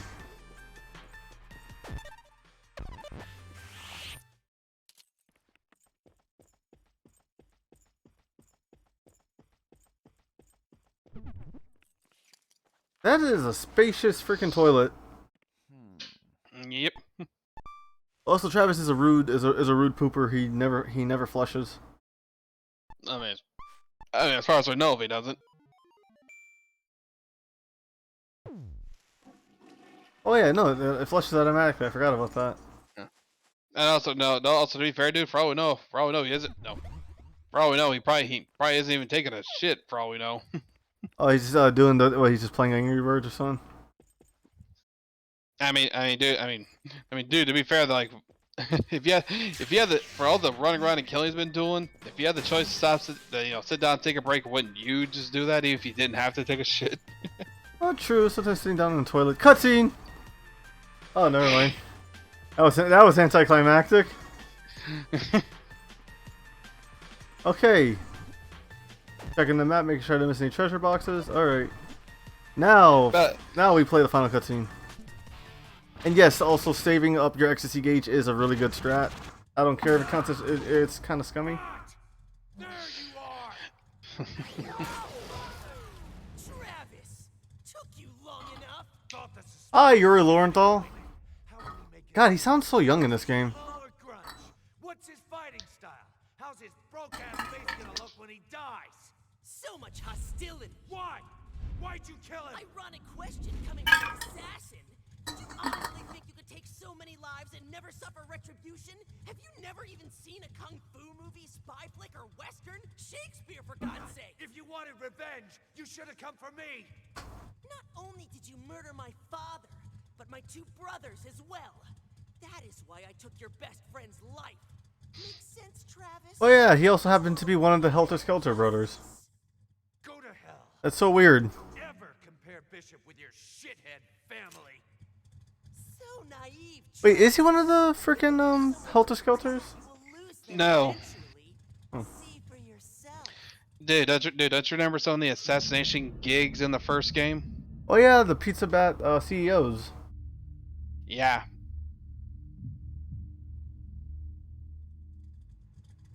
Now you're feeling it. That's your life losing all meaning. You've got nothing left except this fight. Now I know you'll put all you have into this. You're gonna fucking pay. To be fair, to be honest here, of these three here, one of those should definitely be raising some questions in all regard. Yeah, Shinobu would have fought back. Now, I mean, not just Shinobi. The more so thought, like, dude, you saw Sylvia back at your damn place. Yeah, but this stage is pretty long, so. And also, to point out at the same time, you also gotta remember, he's really been on a tear throughout the whole entire building from the ground up. Alright, so Jasper fights very annoyingly.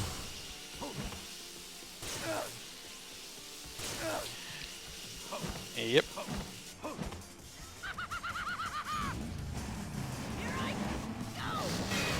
Yep. One of the best things you can do is freaking wait him out in the center of the room and just freaking attack and then go into a power struggle.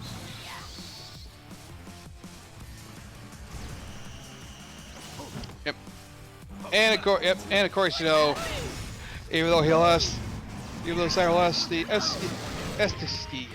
gauge there, he should still, but it's still wouldn't be wise to blow it on this fight, and best to save it for phase 2 and try to use it as soon as possible there, just to make that phase a hell of a lot easier. Oh, dude, I didn't know you can get his laser bats to hit him. Holy shit, discovering new shit. To be fair though, depending on how that goes, you're also like, let's be honest here. How likely are you to be running right underneath him and try to deal with this shit? Like if he's doing the multi-lasers, you're more likely just to, stand. You're likely to be running around trying to avoid getting hit. And if he's doing the giant laser, what are the odds you're gonna be right up against him, right? Yeah, I never knew that. I've never seen anyone do that either. Did I discover something? Like, did I discover some lost tech? Probably, but at the same time, it's like how reliable would that be? Because he can either do that or the multi-laser. True. Oh, by the way, Jasper was spewing shit. Pretty sweet, actually. Think I can take one of these home? After you kill him, why not? I'll handle his ring piece. Oh god, that's kind of gross when you think about it. Why he wants to keep one of those heads. this is a fight to the death. Been waiting for this. So yes, Henry will be in the background constantly fighting off Jasper's quote-unquote goons, which is just really his bat projectiles. Yeah.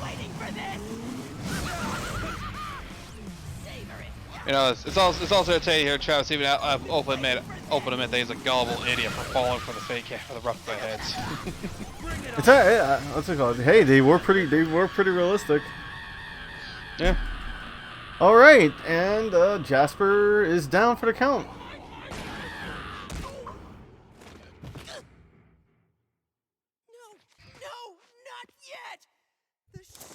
Okay, by the way, I like the whole entire injecting yourself with something to make yourself stronger.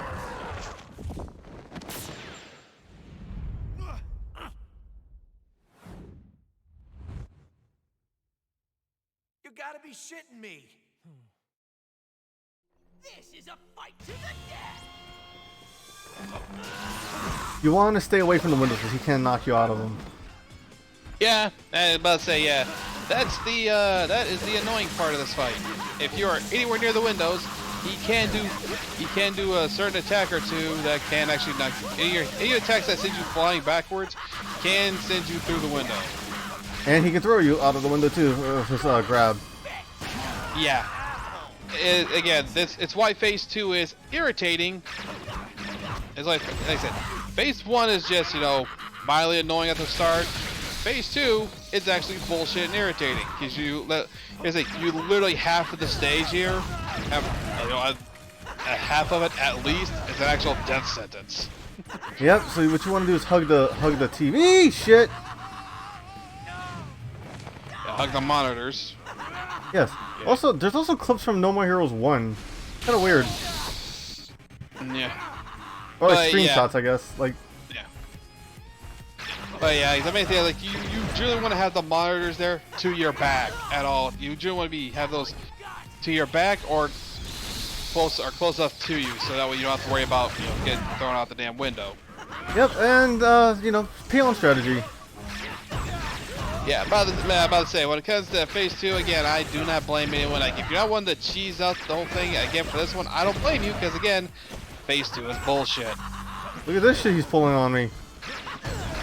Yeah, I was about to say the other thing, too. Yeah, I said, no, he's have a... Like I said, he's got multiple ways to kill you by, you know, chucking your ass out a window, but he also teleports and has a projectile that multi-hits. Oh, God, I hate this fight so much. First phase of the fight was cool. I kind of wish Jasper was in a mech or something. You know what I mean? That would have. Oh, God damn it! I hate that fucking grab.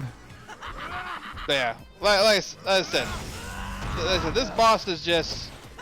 Like I said, Phase 2 of this boss is just the most irritating piece of shit for what it has. And the grab doesn't even do that much damage to you. The teleportation I hate. As I said, it's the teleportation. Like I said, the teleportation attacks. The fucking, you know, range, the fucking multi-hitting bat bullshit he does. If you're not trying to, you know, cheese it out with iframe, you know, weapon swapping iframes. And you can't even block anything because again, he teleports behind. He teleports to your side. Yep. And of course, again, you know, the whole knock you out the window. Like I said, he has like anything that can knock you on your ass, or even throw, or even the grab if you're close enough to you, can all knock you out the window. He hasn't even done the freaking hurricane punches yet. Yeah.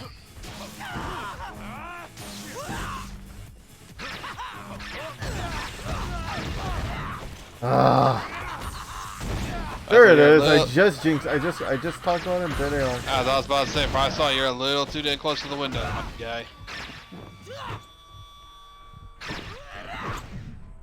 Come on, get the fuck up, Travis. This is for Bishop. Jesus Christ, he's slapping me down. He's slapping me down like a. Okay, I almost said ex-wife, but like I don't think this guy's been married.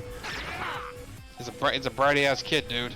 I'd be amazed if anyone, like if any chick married this guy, it'd be the gold digging whore kind. Come on. Damn it! I just heard I just heard it right there. I heard the lifeline bit. Oh wait, it does checkpoint. Okay.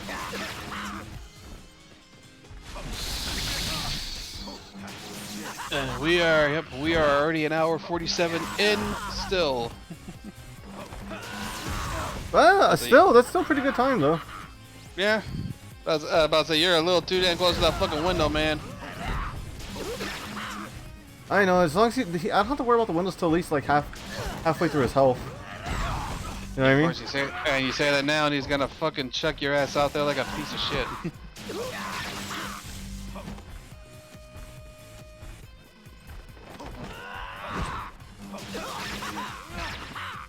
Seriously, it's like fighting. It's like fighting random. Like somebody, you know what I mean? Cause someone, who keeps hitting random button inputs in a fighting game. Talking from experience there. I don't hit buttons randomly. I actually do. I actually have a strategy to my fighting style in fighting games. Okay, too close to the window. Too close to the window. Too close. Yeah. Also, since we no longer have a full ecstasy gauge for this fight, so we cannot get whittle his health down fairly quickly. Or get some early whittle of his health down. Yeah. Good Lord, me trying to talk lately has been coming up more of a pain in the ass. Yeah, that's a god. My word vomit has become contagious. That's always been like this for me. As I can probably say some words fine, but if I don't stand for a long enough time, or if I don't stand for a long enough time, my fucking dialect pops in and makes it atrocious trying to say certain words. God damn it! I'm freaking pinned.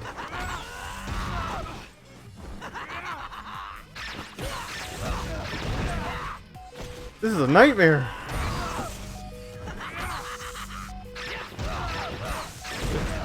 About that, you get some flashbacks where exclusives had you pinned to the corner and beating your ass. This exclusive gives me some breathing room. Is that because he does that out of mercy, or because he's actually want to have a bit more fun beating your ass? He kind of wants to make sure there's actually something in the video. so it's column A. You got lucky as fuck there, dude. I know. He decked you so fucking hard, you literally skid across the goddamn ground. Let me get away from him. Maybe reset his attack patterns. One can hope, right? Yeah. God, fucking Henry, help me!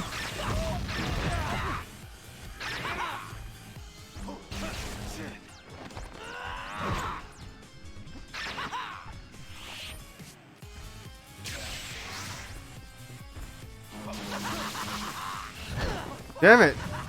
This freaking input didn't hit. I was trying to roll out the way, but I was still in the middle of my attack combo. Fuck that dragging punch.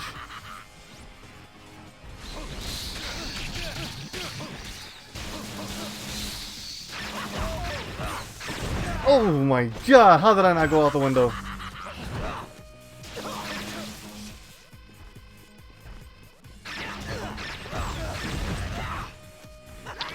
Yeah, as I guess it's only particular attacks. I figured that the knockback on that his usual teleporting punch combo here would send you out the window, but I guess it's only either the hard punch or or a grab near the window. This is a fight to the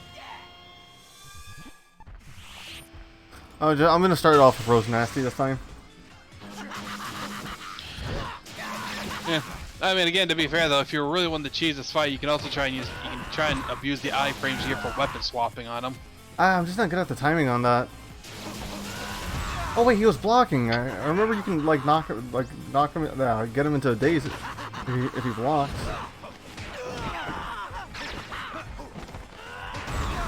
Man has no weapons other than his freaking batarangs. They're just straight up batarangs, aren't they?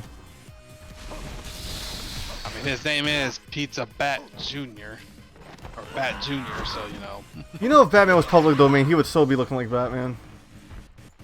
Yeah. He just had, oh my god, maybe it is Batman because he has the Joker's color scheme. I mean, I wouldn't be surprised, if this is a whole big riddle thing they pulled off. Oh my god, I forgot about the big riddle. I think everybody forgets about the big riddle. Oh, speaking of Batman, oh my god, Jasper Bat is so fucking uninteresting. We're on a Batman tangent. I mean, dude, is there anything? I mean, dude, considering what he does, it leads into something here. True.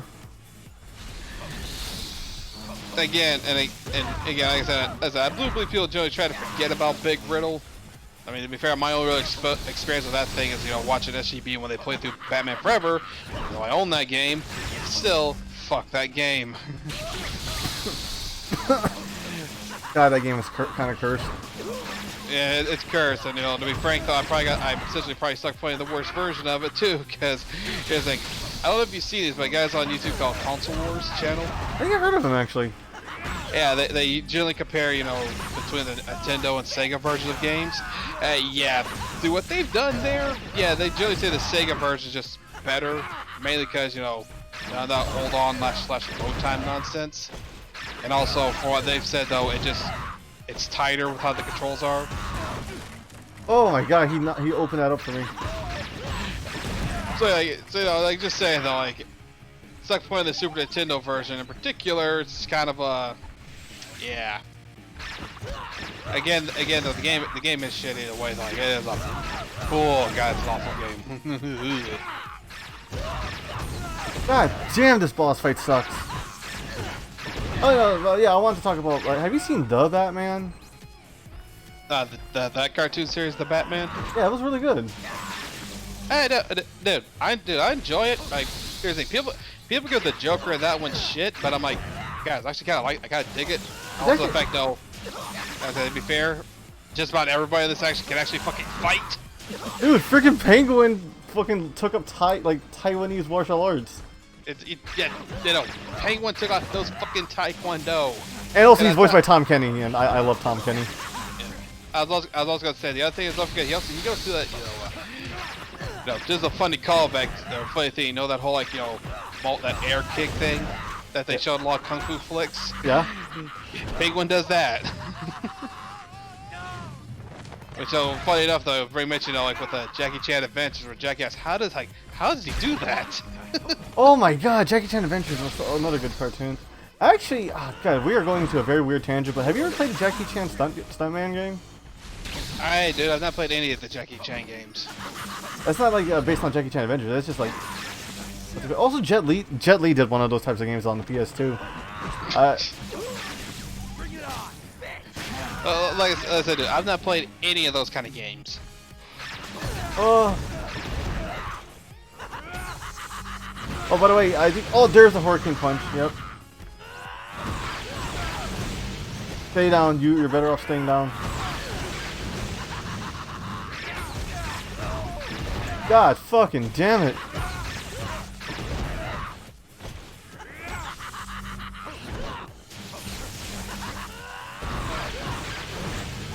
Gonna probably do another wave.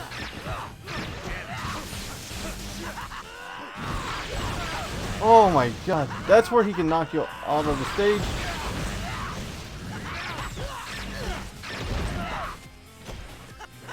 I was saying what, the grab or the Hurricane Punch stuff? Those Hurricane Punches. So in other words, you were just getting lucky with him punching there that he did. Oh, that instantly kills you when. That makes sense actually. Yeah, I was saying, the grab definitely makes sense why that is that kills you. All right, Tsubaki. I had more. Holy shit! There's a beam struggle here. So yeah, what's it called? Yeah, Tsubaki. I was really tearing shit up with Tsubaki. Yeah.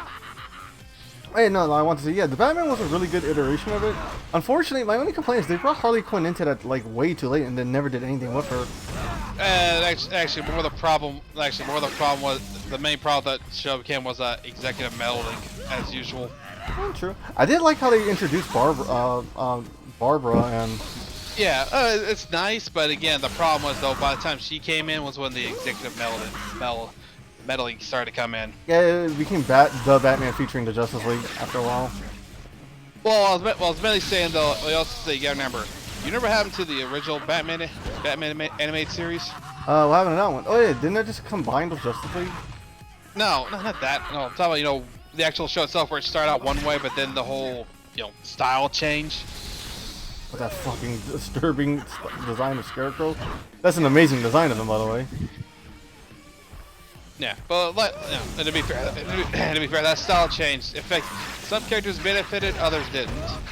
Joker surprisingly was in the middle ground for that one, in my opinion.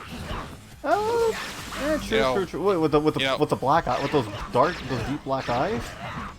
Yeah. Well, like I said, I feel like for me, it's the middle ground for him in that. Cause I don't hate it, but I don't outright hate it, but also like it's a downgrade, you know, that kind of thing. True. I mean, still, the whole thing was Mark Hamill's performance, honestly, when it comes to that Joker. It is, but I'm just saying though. Like I said, we gotta remember, executive meddling happened during that season, you know, when the Batman animated series went, then when the that changed, when that happened. And again, as I said, the same thing happened for the Batman, with when they changed the intro and everything like that, though. Does the same thing happen to freaking the same thing happen to Batman Brave and the Bold? Brave and the Bold was embraced the old campy style of comics and superhero stuff. Outrageous! Like, embrace it. They made Aquaman fun. They made Aquaman fun. That's what I loved about it. Yeah, it's kind of thing that will love this past here. Aquaman's either gone through that transition where he's been essentially he can fall into all categories of the character type. He's in badass, like he's in Justice League. Wait, he doesn't become a badass till he chops off his own arm. That's kind of a shame. So I'll just say that he was a badass in Justice League. He's fucking hilarious and incredible, and he's fucking hilarious in Brave and the Bold, because all the one-liners and everything he screams out. And also, he titles every adventure. Yep.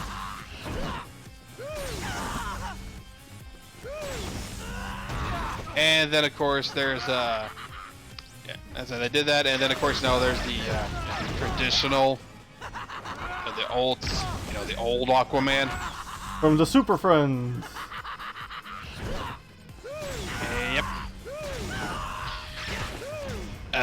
But yeah, I said that he's done that with Aquaman, which is surprising. Oh, true. Oh, and also my favorite version of Aquaman. Well, my second favorite version. That's Brave and the Bold. Freaking, what's it called? The Robot Chicken DC universe of Aquaman.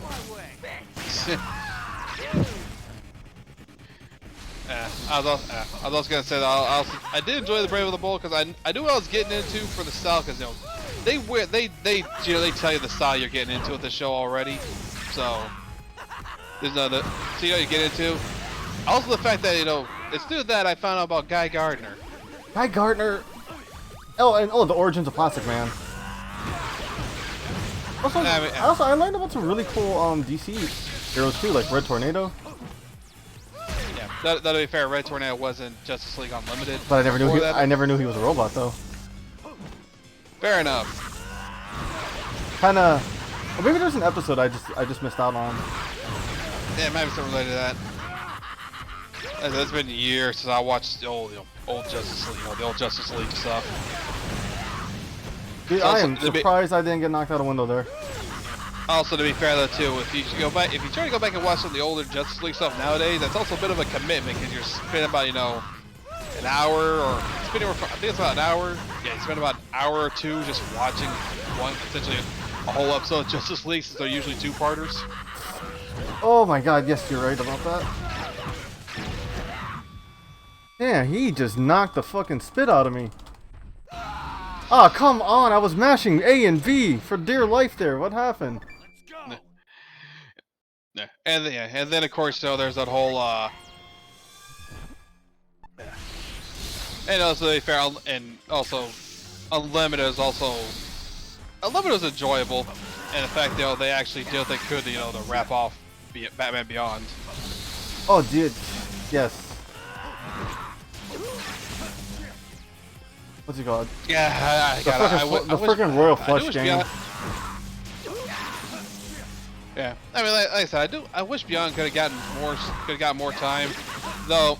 Because again, it was just entertaining. It's nice to have newer villains now, and some of these villains, might have some ties to older ones, or some kind of references to them, even if they're not, might be little subtle ones, but they're not actually tied or referencing older villains. I mean, it's also nice to see what happens to a lot of the villains. Jesus Christ! What happened to freaking Mr. Freeze is messed up. Dude, fuck, dude. Like, people felt bad for Freeze initially in the animated series. Holy shit, dude! They really brought it down on everyone in Beyond. Like, holy shit.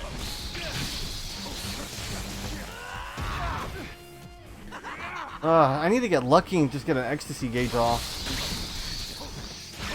And it's also just it's also sad that literally Freeze's last words and that series is literally, believe me, you're the only one who cares. It's like, damn, that hits. That hits because freaking that's a new generation of Batman. He knows that's not the original Batman. He knows it's a new one. I mean, and to be fair, even then, of all of his villains, Freeze was the one Batman sympathized with the most. True. Well, actually, you know, had a really crazy design. Mr. Freeze, the Batman had the craziest Mr. Freeze design, I think. It had the crazy design, but it's also probably, as of recent memory, probably the most hated Freeze because it's yeah. He was villain of the week. He was kind of villain of the week. He didn't. Nothing with Nora was ever involved with this. The Batman Freeze is literally just, you might as well put him up there with all the other villains. He's just right. He goes from being I'd say A-list villain because the whole story and everything that was carefully crafted and that people any people with sense have stuck with. Which, by the way, was made for the animated series. Yep, and to be fair, and that's been the version people love of Freeze the most, and people within their right mind, when they make anything involving Freeze, generally sticks with that version of Freeze. I still never see anything about Nora though, except for Harley Quinn. But apparently, that one's kind of going a weird direction. Well, I was gonna say, you gotta remember, and with the Batman though, Nora's. You gotta remember, in the animated series and into beyond, Nora's, she is saved and cured, but Freeze isn't. So, he's still stuck in that usual situation of his where he's, literally a walking No! Bicycle. Well, at least we showed it off. I'm gonna take a second to refill my water bottle. Excuse me. Fair enough, and I'll be right back. Where's my relaxing Dreamcast music to play playlist? There you are. Excuse me, folks, while I go take a much needed water break.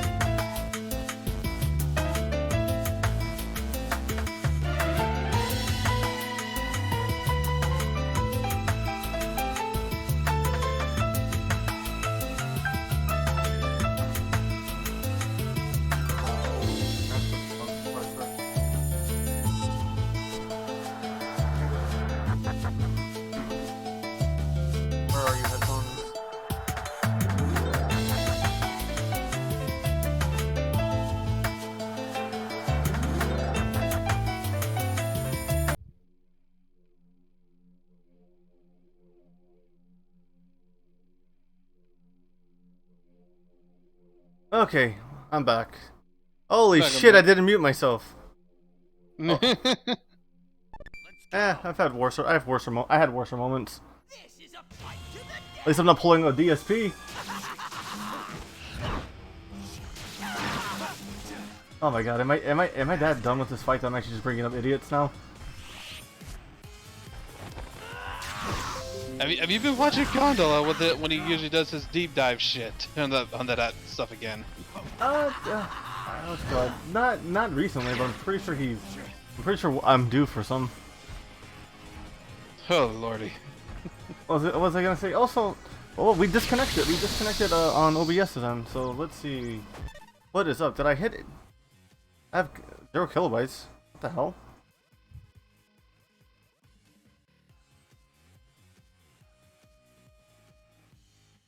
The stream is unstable. Oh wait, my internet disconnected.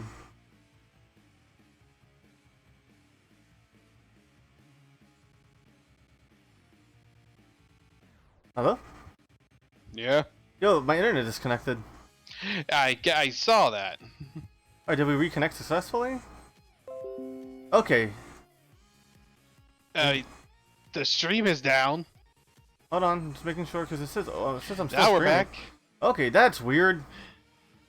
And now we're back. I'm in a commercial. Damn it! I have to give you a sub so you can ignore those. I'm sorry. I wish there was a way to ignore them in general, but Twitch being Twitch. Yeah. Oh, it says my live stream's still unstable. That's weird. But it says I'm green on OBS. Oh, no, I just refreshed it. Okay. Okay, alright, I'm seeing the stream now. Had a fucking Zaxby's and a Visa ad. Weird about the Visa one. I'm used to the Zaxby ones though. Okay. They make me have a hanker for Zaxby's chicken though, even though that's like about half an hour away from here, sadly. Oof. Dude, I'm in the mood for some chicken actually. All right. Okay, so I think everything is stable, and also I got some Discord messages to answer to later. Yeah.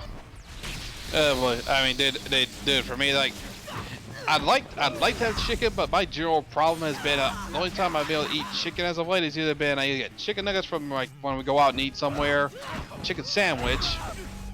My grandfather usually gets a big old thing of chicken and cooks it, and like slow cooks it, but you know that's all he does with it. He hasn't done anything else with it. Yeah. Is it that or anything I find at like a TV dinner? What's it called? I work at a chicken restaurant, so what's it called? We do a lot with chicken. I get it. I'm just saying from on my end here, that's all I've really been able to do with chicken as of late.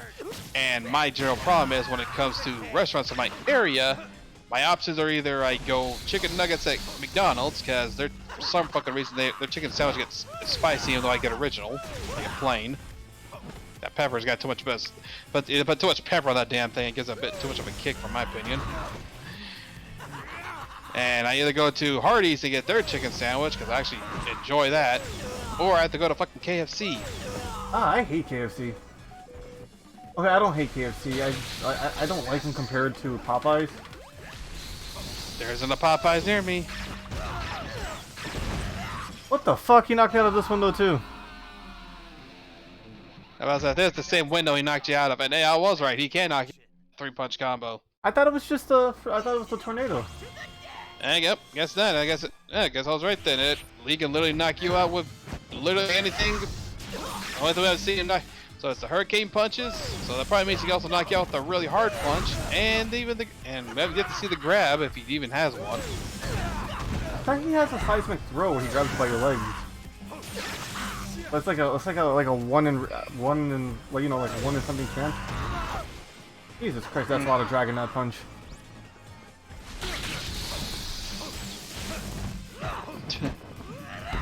Hey, okay, what were we talking about there before that crash happened? Batman Beyond, Mr. Freeze, terrible design, the amazing character brought to life through the animated series. Yeah, that's right. Yeah, but yeah, I was saying there, yeah, like I was saying, it just in the Batman I didn't really like him because he goes from from the A-list that he is in, the animated series and beyond, and pretty much almost anything else ever since. I didn't like his design though. I mean, design-wise, okay, but the way he was written in that, it's like he's down to at least C tier at minimum. They've also brought Solomon Grundy in a very clever way, and they did Clayface in a new way I like. Yeah, I can definitely say the Batman's Clayface is definitely an interesting take, especially if you're only used to Batman animated series version. No, I was like thinking like, what's it called? The fact that they make it Bruce's childhood friend. Oh yeah, but I'm also saying you gotta remember it's two different ways. In the animated series, it was a chemical in like a makeup product, that too much of it eventually literally turned the guy into Clayface, whereas the Batman, it's literally Joker putty, or the toxins from Joker putty. Yep. And to be fair, it's not just it affects him like that, it also affects his mind too. Also, the explanation. Also, they explained the Bat family pretty well, I think, too. Yeah, they do. Again, just like I said, my main problem is when they started, bringing in, Robin and Batgirl and all, the tone of the show it completely shifted again because of executive meddling. Oh, true. Wait.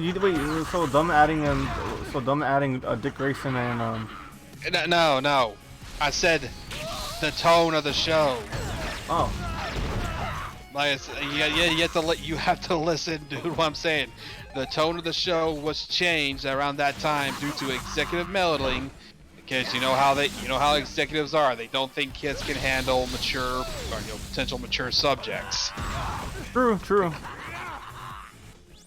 So as I said, they had to tone down those kind of themes and make the show quote unquote less dark. I hate spamming this attack because it's such a freaking... It's a crapshoot. But yeah. Either way though. That's what again I know. Barbara and Barbara / Batgirl and Robin being introduced are not bad. Again, like I said, just the problem was they were introduced after the tone of the show was already being changed. Because the executives were trying to market it more, we're trying to not only sell it but also probably sell toys like a bunch of, as usual with these cartoons. Oh, you don't want a Batman? You don't want the Batcave that has a Batman slide? God, those toys sucked as a kid. Like I even saw this like, I don't want this shit. Just give me just a Batman figure. That's it. Yeah, but it's definitely those things when the creators of these cartoons, if they're making the cartoon first and then they're making the toys, the cartoon itself will draw them in, and the problem is when people want the marketing to try to make toys, they don't understand that. You don't market this down to just for kids. If you're marketing for a boy audience, a boy themed audience, you just make the toys, themed around that. You don't market it down for young kids, you market it down for boys and by proxy man children. I keep getting grabbed. I keep running into that attack. Yeah. Like I said, that's just something that's just what they don't understand. They feel like they have to always market it. If it's a kids show, always market it down to kids. Like I said, it's just a problem that none of these marketing executives seem to can get around their heads. Marketing's either you're good at it or you're terrible at it. You know what I mean? Yeah, I get it. No, I'm saying no. Look at VTubers and stuff. Like VTubers know how to why do I always go back to this kind of stuff? But yeah, VTube. Okay, right now there's a lot of VTubers right now. They got their own merch, right? Obviously. Freaking Nuxtaku, he has his own. Does he have his own flavor yet of G Fuel? I don't think so. No, I thought he would by now. I don't know. I kind of unsubscribed to him because all his videos kind of became clickbaity after a while. You know what I mean? I've not really been watching Nux. Though again, like I said, even the VTuber stuff after learning more about that whole situation Nux was in there, definitely soured my opinion on a lot of the whole Shoujo girls. Oh yeah, no, that was very uncalled for on their end.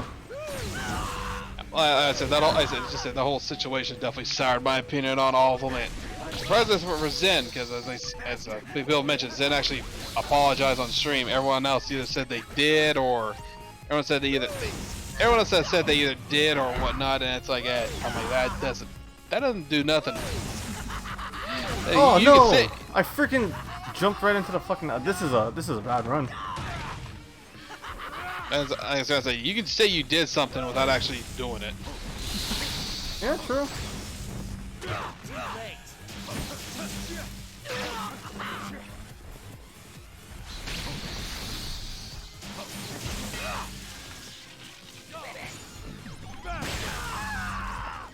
Ugh.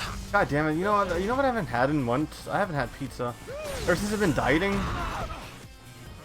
I can really go for a slice.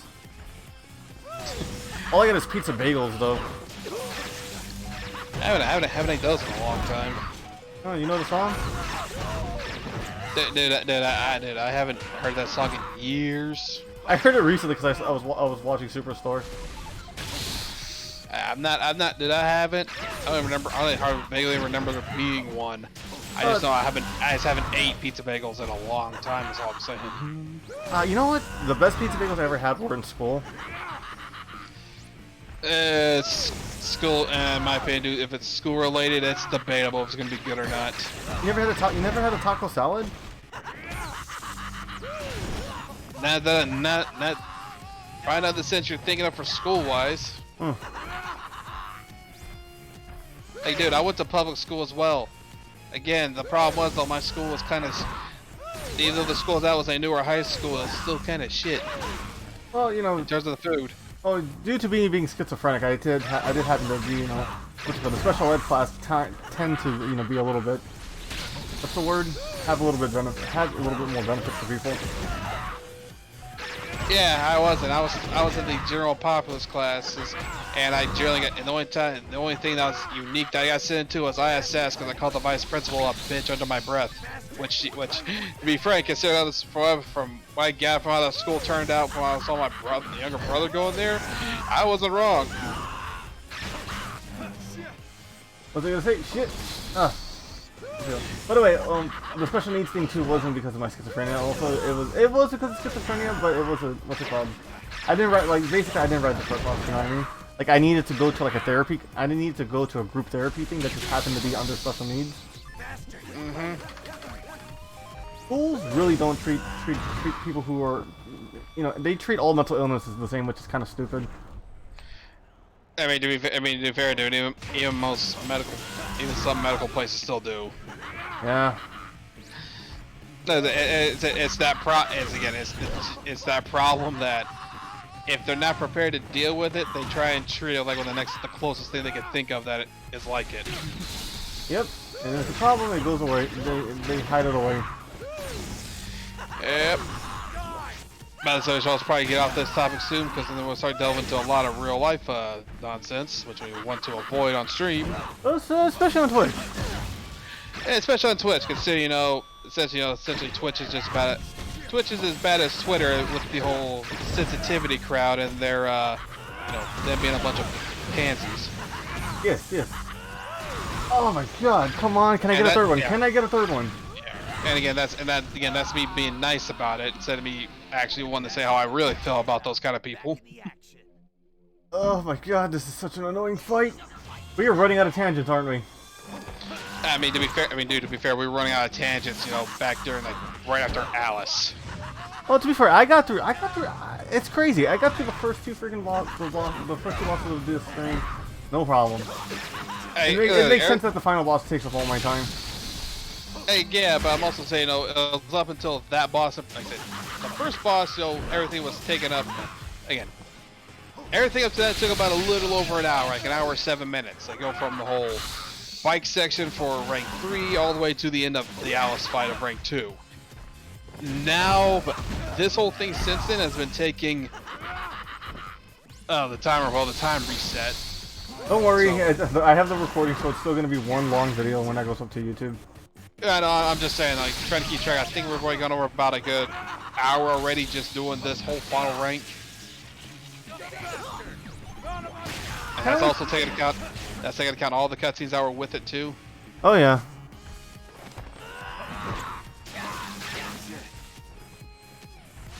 Oh my god, I gotta add a part 1 and part 2 to the thumbnails now. Yeah, For Twitch. Yeah. Honestly, oh guys, speaking of the food earlier though, I really need to convince my grandfather for us to go out to, somewhere like, as shit as it is, I'll probably go to Dollar Tree and see what I can scrape out of there. No, Dollar Tree's been actually having some really good snacks lately. Yeah, but you gotta remember, you have to understand, the one in my area is shit. Like, it's gone to hell, dude. Like, dude, for the longest time I've been going out there, I've seen fucking boxes in the goddamn aisles still that haven't been, for stuff that hasn't been stocked yet. Damn, that's kind of shame. I worked in retail so long that I don't know. Again, as I said, the district manager is a fucking idiot, and the people, the district manager is an idiot, and the other people that are supposed to help handle this kind of stuff outside, the store manager are useless. You get the feeling that it's kind of place that they fire people who actually do their jobs, who, make them look bad? I don't think it's that. As I said, from what the person I know who worked out there told me, the district manager has always worked there, which, in other words, this is the only job he knows, which literally essentially tells me this guy is either completely totally shit at his job, or he's literally the only damn option they had to put someone here, because according to her though, the guy that worked there beforehand, or the guy who was the district manager beforehand, actually has this stores running right. They're good. Oh, so this is basically, oh yeah, my friend works here. Who is that? Oh, he just needed a job, so I just gave him something easy to do. And then he goes to hell in a handbasket, and of course part of the problem is though, another thing they've done is they've also moved the store up to the Dollar Tree Plus thing, so they have that little plus, that aisle for things that are more than $1. Oh yeah, I forgot. Like a lot of that was news a while back, where Dollar Trees are no longer going to be considered Dollar Trees anymore. They're going to be called, Dollar. So it was Dollar Tree Plus. Okay. Yeah. As I said, part of the problem is though the sign outside for the store hasn't been changed. So like literally the whole entire store itself is they're trying to do the change on the inside, but they've not done fucking enough to really help with they haven't changed the sign outside. They can't actually get enough fucking people to actually hire. They can't actually hire any competent people to do the work, and then people who actually want to work just start leaving, or they go somewhere else because fuck this place kind of deal. Yeah, no, you're better off going to like a Family Dollar or Dollar General. Nah, I'm about to say that's I'm probably telling my grandpa I was going Dollar General, United Grocery, or something. They're just trying to find shit at this point. I said I like going to Dollar Tree because I can find stuff for around $1.25 quite easily. I was finding those like 1.25 liter bottles of pop out there. I was also finding those extra those Almonte's right extra large burritos for around $1.25 out there. Still surprised they have the same exact ones. Freaking 7-Eleven have. Yeah. But yeah, like I said, I'm gonna start telling we need to start checking these other places. As much as I go into Dollar Tree to try and find stuff, because again, everything was generally $1, now it's $1.25. Because I expected that with the whole real life shit going on. You know what I'm talking about? Yeah. Inflation and all that fun stuff. Yeah. Like I said, I expected something like that to happen, but still, just to be fair, they could have jacked up even more, but no, that's jacked up by a quarter. I'm like, hey, that's the worst thing, I've gotten every camera angle for this fight so far, haven't I? Yep. Because I was gonna say that just literally means that literally means so it's essentially one for every 4 items. That's one less item I can get, kind of thing, for the price. Because basically everything is $1.25 now. Yeah. So it's essentially you essentially for every $4 you only get one less item essentially. Oh, but again. Oh, sorry. Go ahead. I'll say once again, not really that bad. Because again, it's a Dollar Tree. It's like you get like the cheaper, you get like the cheap end stuff, or kind of like that. You're expecting, you're not expecting quality stuff, but it works, right? Well, I'm gonna talk about a person who actually I knew used to work at Dollar Tree. My own brother, the one I don't talk to anymore. What's it called? The manager got annoyed with me because I brought my brother food every day, right? Like, oh, you know, I work down the street from him, so I said, let me grab him some food. Here you go, bro. And the manager's like, how come you always getting your brother food? I'm like, because he's my brother, and he tells me you guys don't have a break room, so he needs to either get lunch or he eats chips, and I don't want my brother eating chips every day. Right? So, you know, I go to Subway, grab him a sandwich. And he's like, well, can you, you know, grab me a sandwich? I'm like, I'm not related to you. Yeah. He's like, don't you have manager? And I even told him, don't you have manager money? Yeah, about to say. And he's like, well, you know, it's it's just rude that he's the only one who eats food and everyone else does. Then I said, why don't you freaking put a table in the vending machine then back there? You know, table, vending machine, actually probably get a goddamn break room made. You know, it's like, dude, there's a lot of fucking options you can do there. And of course, you know, if I was doing that, like, say, dude, just because of that shit, though, like, if I felt like it, doesn't stop me from doing what I'm doing already. Yeah. Well, either way, though, he quit working there, and I don't blame him for it. As I said, the person I know, I don't blame them either, because like it's literally becoming just kind of a fucking mess out there. And to be fair, I've always figured it was a giant mess, but I was always wondering why the hell can't they keep people hired? And then I've come to realize, okay, yeah, it's more likely district manager again hiring somebody, and then that person literally having to hire whoever they can fucking get, essentially, you know, because how much shit's there to get done. No, trust me. Like they hired my brother, they also hired exclusive, and they offered me a job too. Like I said, they're hiring because there's so much shit going on that need to get done. They're needing all hands that can essentially get, huh? Basically, right? Yeah. Yeah. So like I said, the problem is though they try and hire that, but the problem is some of the people that you hire are just useless. Not to mention though, apparently some of the truck delivery guys are also fucking useless too. No, cause yeah, it's not their job to take the stuff off the truck. It's their job to get the stuff there. Yeah, though to be fair though, like I said, the problem is though, like as my friend, the person I know who told me, she's had to literally like, you know, find, you know, glass and other things that are broken because how they're taking off the truck. Oh my god, I am just freaking like not even face tanking. He's not even letting me freaking power through these attacks. Yeah. But yeah, like I was saying though, I said that immediately got on my that would have got on my nerves because I would have probably if I saw a truck guy doing that, I would have wrote their shit down and called and got a hold of whoever still is. I said, yo, your fucking drivers are just dropping this shit off here and not actually, you know, being careful with it, right? You know, making sure the fragile stuff doesn't break, giving us more goddamn work around here. Oh my god. Is there a strategy I'm not seeing here? I wouldn't be able to really tell you. Like I said, the best way I can describe is though you have to try and abuse the iframes for katana swapping. Really, is the only thing I can kind of give you here. But it's kind of hard to do when I don't know when he's gonna teleport at me. Or teleport away from me.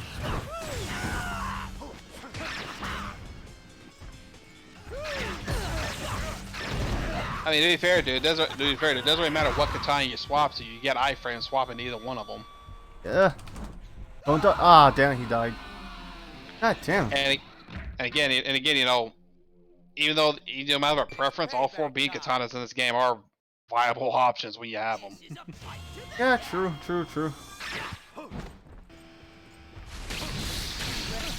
Oh my god, I got the shadow step off, but then I'm just stuck blocking. I just hate that fucking. If he didn't have that instant teleportation, that would be so helpful. Also, I'm trying to curious, like, can he actually, like, if you have your back as far as you can against the corner of the wall, can he teleport behind you still? Yes, he can actually, and he hits you through said wall. Oh yeah, what's it called? Maybe I have to freaking abuse the shadow step. Yeah. Again, I was gonna say, if he can still do it again, shows how long his fucking missile last played it. My god. I can only ever pull the shadow step when he's doing the freaking bat attack. Like I said, it's been so long I've forgotten what I did, what I would have done to beat this guy. Can you even grab? Can you do the wrestling moves on him? I don't think so. Oh my god. This game is forcing me to master this thing. Oh my god, don't you dare punch me into that fucking pizza. Okay.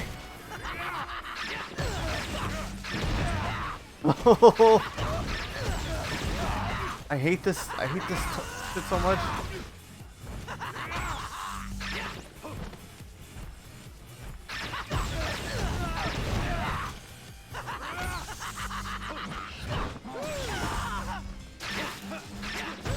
Ugh. But yeah, man, back on top from earlier, I said I'm probably gonna try and convince them to go to one of these stores and probably try to give me some like cheap thing of chicken breast or something, and I can do something with them because I'm just getting kind of burned out, eating all the same exact thing. The only ways I've got like really, I'm getting to the point now where I'm like, I'll say fuck it, let me just get some and just throw it onto the skillet and cook it like this, you know. Yeah, you talk about cooking a lot of food. Have you ever worked in the kitchen? No. Huh? I did. I've not worked in a kitchen, but I've had to do cooking. I've had to do a bunch of cooking before, and it's, to be frank, said I don't mind it. I enjoy cooking. I don't mind doing the cooking. I just part of the problem tends to come when you try to look shit up, trying to find recipes easy, and all that fun stuff. Easier, simple ones you can do that don't require a bunch of other fucking ingredients. Like rosemary and stuff like that kind of thing, for example. Gotcha. Oh crap! Hold on, I just realized my OBS. I have my OBS down. Make sure that's good. I have to keep track of my frames.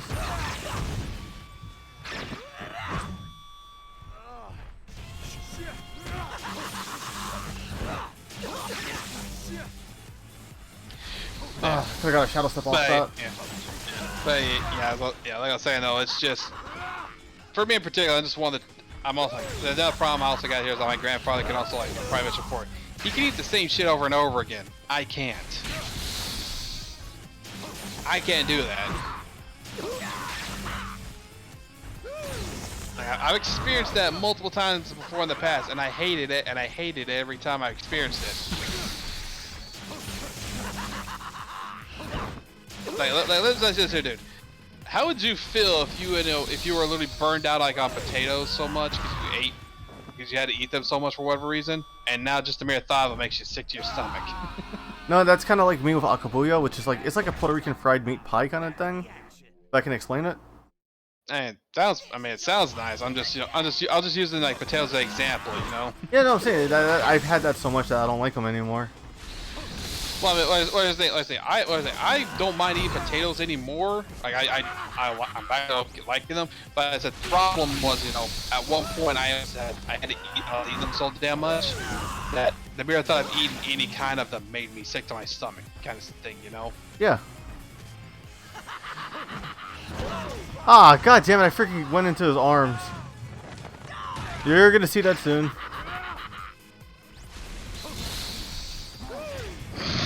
I saw that. You literally jumped right into it. Yeah, like that freaking thong. Why is it easier to pull the Tsubaki out? Why is it easier to pull the Shadow Step with the Tsubaki than it is for the Blood Bear with me?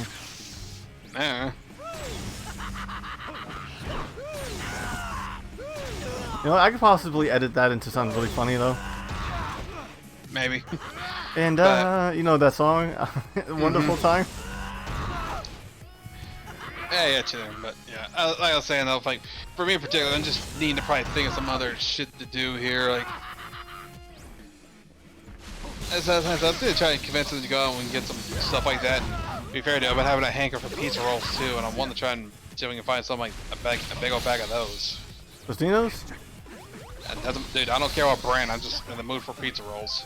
Dude, it does matter the brand. Tostino's is the best. I've had cheap dollar store ones. That shit tastes terrible. Dude, you gotta understand. I've learned to deal with eating cheap. Okay, I've learned to deal with that, and not for the most part not give a fuck. Because at least in my area, cheap and quality are not really that far apart for me at least. That's fair. Yeah, here's the thing. It's like, for example, it's the thing. I've eaten like, you know, like a good example I can say is like cereal. Like I've eaten like, you know, quote unquote name brand cereal, but then I've, you know, essentially it's, you know, the quote unquote off brand name version of it. Well, sometimes the off brand's a little bit better. Like I've had like the honeycomb off brand. I get you, but I'm using that as an example. Yeah, I've done stuff like that before, and I've literally tasted that till no fucking difference between them. Same thing, like for example, for me, it's like with mac and cheese. Like if I pick a name brand, I'll swear by Velveeta. But if I don't, but other than that, I'm not gonna go. If I go cheaper and still get the same results, I don't care. I'll stick with it. You know. Okay, I need to get some distance. Especially on the fact, you know, like if I want to buy, you know, a cheaper brand name of like mac and cheese shells, and I can still buy, you know, a cheese sauce packet of Velveeta, I'll just do that. Like I said, I'll double up on the cheese. It still tastes good to me. It's still food at the end of the day. It gets digested, right? Yeah. Me, I'm slowly getting tired of chicken because of, again, I work at a chicken restaurant. I kind of almost tasted everything on the menu. Yeah, I get and that. it's rotisserie chicken, so you know what I mean. Yeah, rotisserie's not bad, but yeah, that you can definitely get burned out on that one quite easily. Especially when you have that argument when everything tastes like chicken. Yeah, well, I'm not gonna go there. I'm just mainly gonna say, you know, if it's the whole problem of all of it's just, you know, in general chicken, and it's only rotisserie chicken, it's like there's only so much you can do with it. Like you can try and sauce, season up, or whatever all you want. And at the end of the day, it's still rotisserie chicken. What a dark meat, no. I don't give a damn. Well, depending on if you have sauce. You know what I mean? White meat really soaks in sauce well.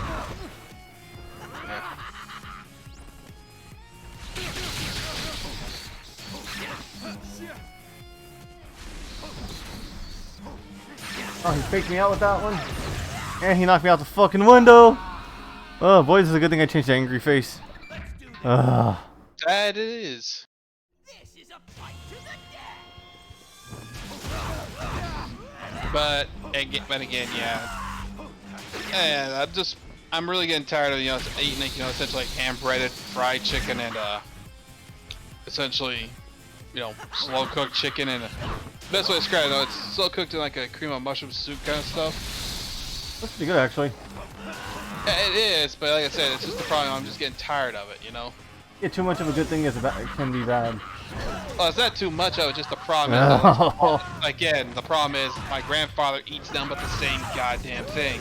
Eats it the same fucking way. I said that's just my general issue. This is gonna be such a big video file to upload. Yeah. Definitely making you work for that ending at least, huh? Definitely. I was hoping this would have been done by oh my god, it's almost 1 a.m. Hey, you figure it's gonna be closer down to 12:30? I was thinking like that because, you know, the credits and all that plays. Yeah, that's what I said. Though, okay, you can count the credits and everything. As I said, you're hoping to probably be done closer to 12:30. Yeah, I know, Jess, but I'm fully upgraded, mind you.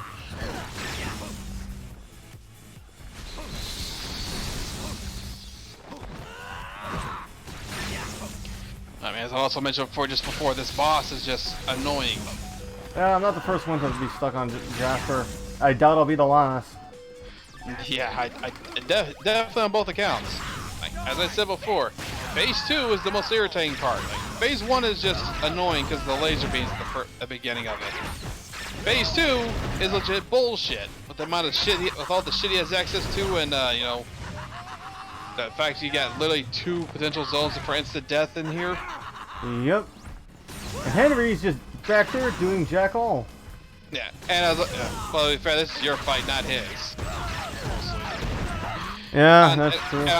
And then, of course, you know, and then the Phase 3 is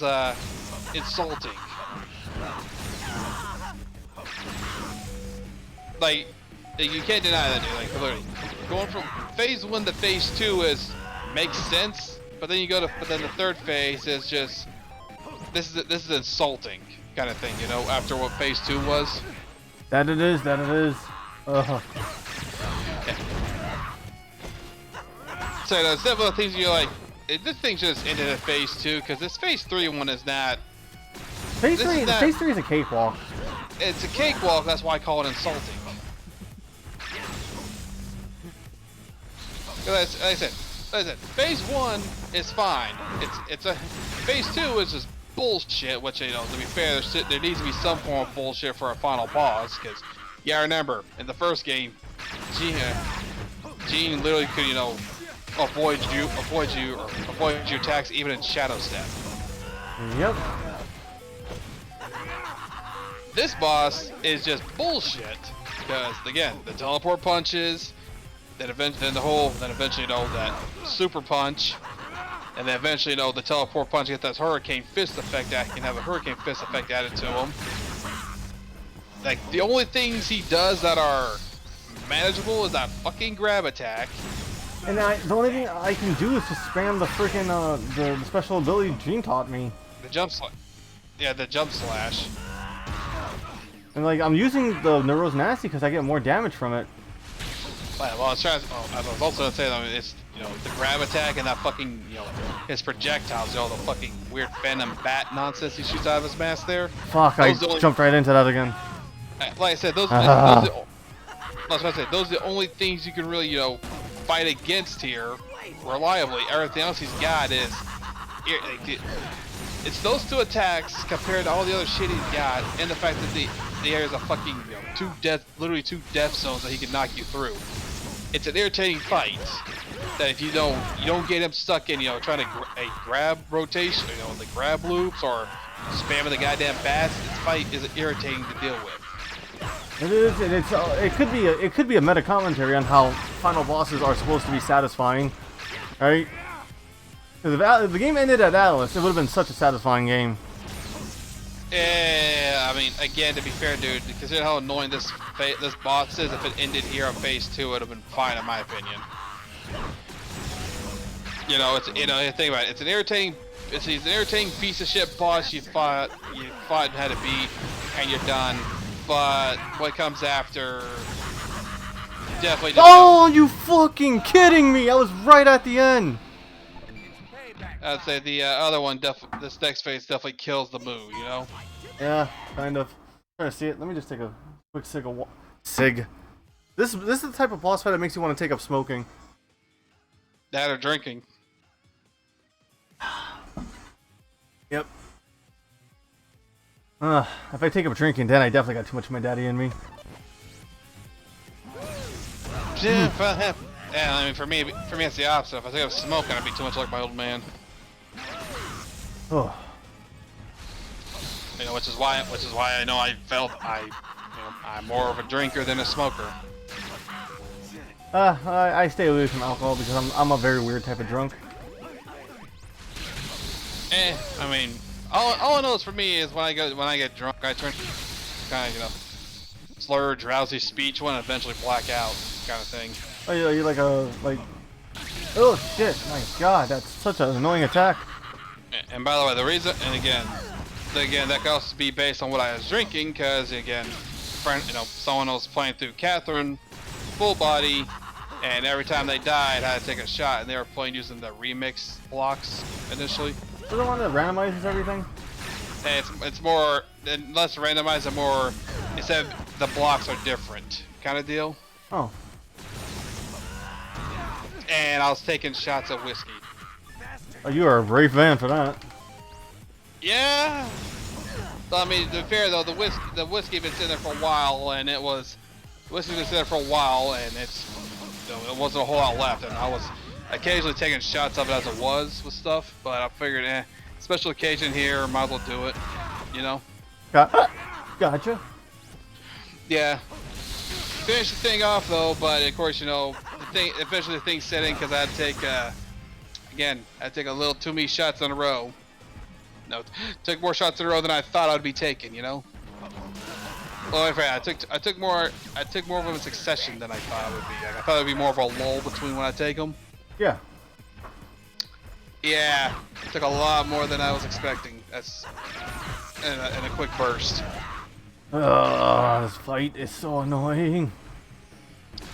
Which is definitely why, you know, if I've ever considered doing something like that again, I need to have chaser on hand. You know, like a soda or something on hand to follow, you know, drink, you know, to drink behind it. Yeah. What is your go-to chaser actually? Is it like I don't know, is this a ghetto thing, like, you know, Sunny D and vodka? That definitely sounds very ghetto, to be honest. Well, I am could be from wrong. the hood. I am from the hood, so... Like I said, I could be wrong, but that definitely sounds very ghetto. You can't deny that. Even if it's not, it sounds very ghetto, right? That's why I was questioning it. Like, is this ghetto? Is this hood trash kind of shit? Don't know, but like I said, it sounds like it. It could be it, right? Yeah. I mean, to be fair, I don't really know what I'd have as one, because, you know, I don't really know what I've got as a general chaser and all, because things like, here's the thing, I've drank like screwdrivers and that's generally been fine, or pina coladas and that. I've drank a lot of stuff, I've drank stuff like that before. I usually only have like one of those and that's it. I don't go more.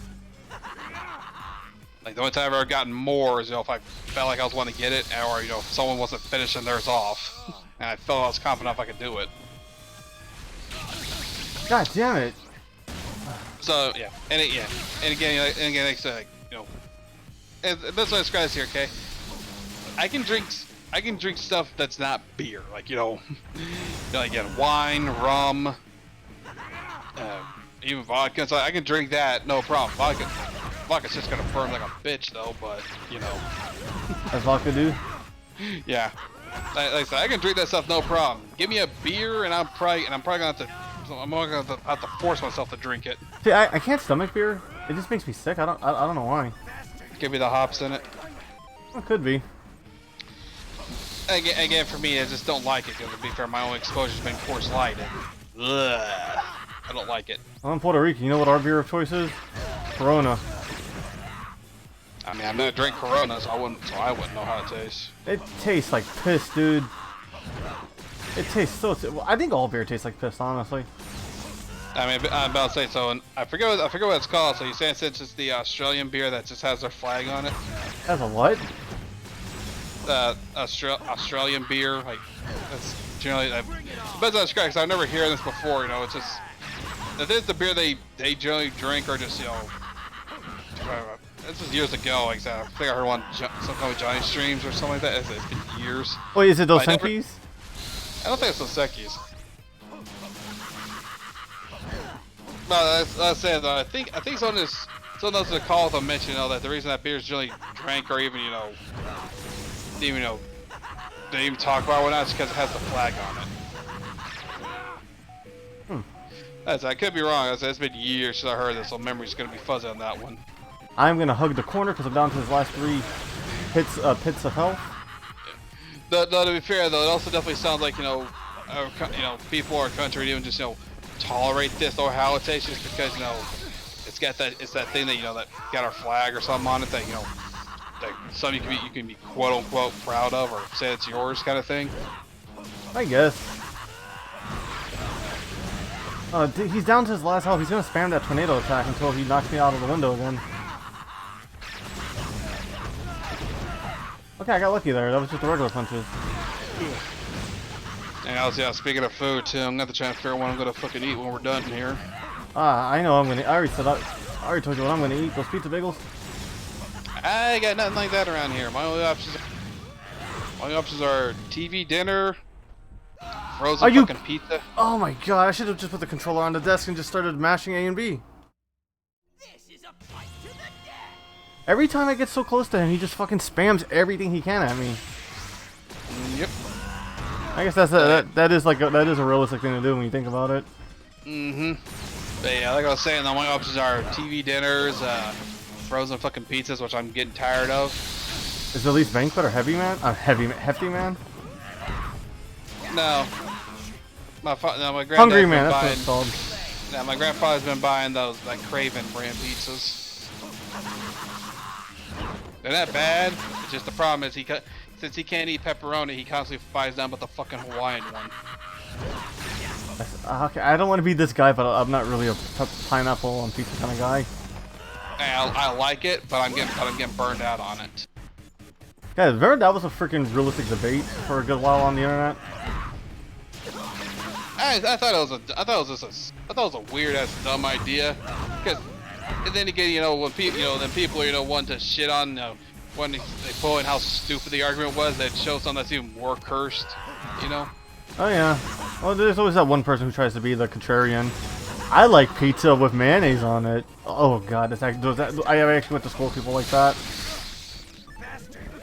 I mean, dude, to be fair though, considering, like, I don't know if you've had like a pizza inn around you where their whole specialty is, buffet pizza kind of stuff.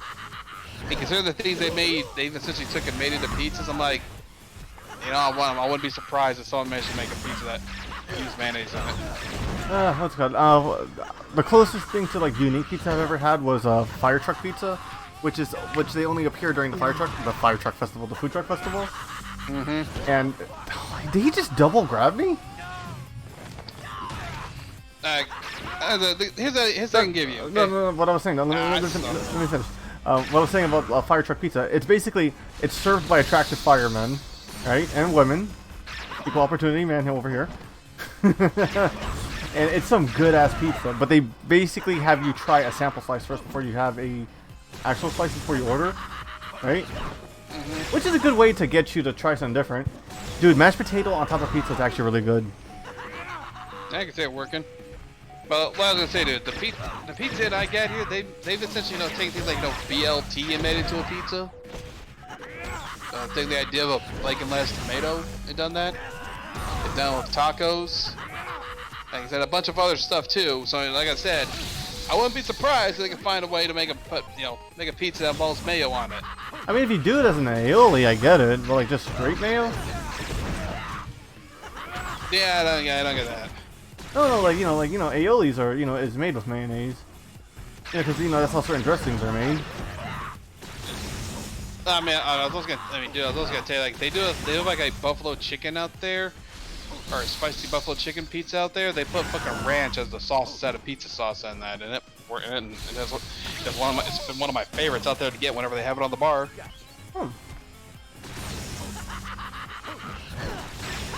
But yeah, I was gonna say before I don't really have a whole lot of options around here because my grandfather's wanting to buy a load of fucking ground beef. He's wanting to make into sloppy joes tomorrow, so there's something. I don't like sloppy joes. It really depends for me. Like, I've had manwich too. I still don't like that. Yeah, I mean that's what we get though. Generally, because I enjoy manwich too. It's just Okay, yeah, Hermes. And so again, it depends on the. It really depends on, because my grandpa also has a bad habit of wanting to cook stuff in advance, because oh, this is a date. They said this is their Best By date here, kind of thing, and he wants to cook it in advance. And so he's bad for doing that, and it turns out ground beef. Jesus Christ! How many times are you gonna grab me in a row? So just to point this out, like, have you ever just try to reheat already cooked ground beef to use in something? Yes, it kind of tastes like, not plasticky, what's the word? Is it stale I'm thinking of? I don't know about stale now, but it tastes fucking awful. It's like, when it comes out like that, anything you mix it with is generally not gonna taste good. Oh, he is pulling out the freaking tornado so early. So, like I said, he has it. Like, that's one of his bad habits, and it annoys the hell out of me that he does it like that.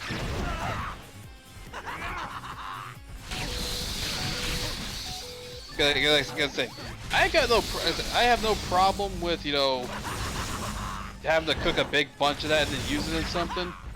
But I'm also want to generally say, for the love of God, please don't do this with ground beef, because it reheated without having something else in there to mix with it to give flavor is god awful, especially since he doesn't season it. Oh yeah, I remember you telling me that he doesn't like the seasoning thing. Are you? Yeah. Every time I get him down to 1, he fucking knocks me out the window. Yeah. Like I said, it's been my biggest gripe with him is he doesn't like the season shit. And again, I can understand why, but at the same time, it's like, Jesus fucking Christ.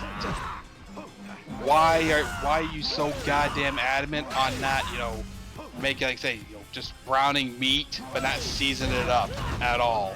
Maybe if you had not, maybe it's a war for tradition thing. I don't know what the fuck it is, but whatever the hell it is, it pisses me off. Because again, he does that with fucking everything. Even pork chops, when we fry them in a goddamn skillet, he does not season them. He just fries them in the fucking thing, and then boom, and just throws them out there. I'm like, for the love of God, season it up. We got shit in the cupboard to season it with, you know? Not even adobo? Nothing. He just fucking cooks it, dude. Does he at least grease the pan? Maybe. I said, knowing him, probably not. He just heats the pan up and throw it in there. One of those guys. Yeah. As I said, I've at least, you know, thrown like butter and stuff in. I at least know like throwing butter or oil in the pan before I usually cook my stuff in there. You know, especially if I'm like, especially if you know if I decide to bread it and fry it, you know. The only time I haven't put oil or anything like that in the skillet when I cook something is when I'm making grilled cheese. Because you don't need it. You don't need nothing else in there.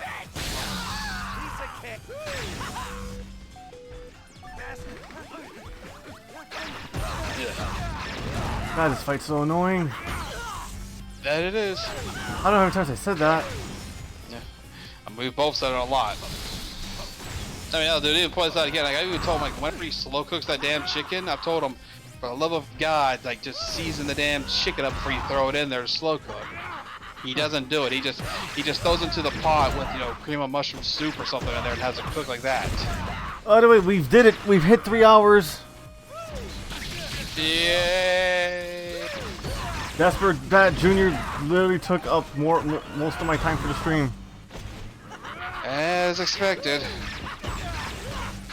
God, after I upload this to YouTube, I gotta make sure I delete the file off my computer, man, 'cause this is gonna be like freaking 5 gigs.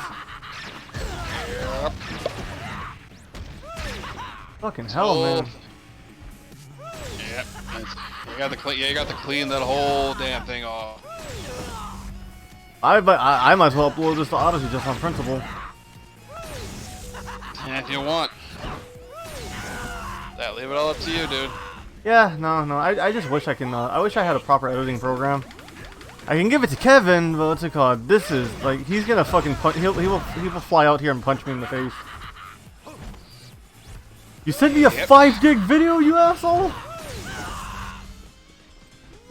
Hey, I'll also tell him, hey, blame Jasper Bat Jr. here, alright? The fucker didn't want to die.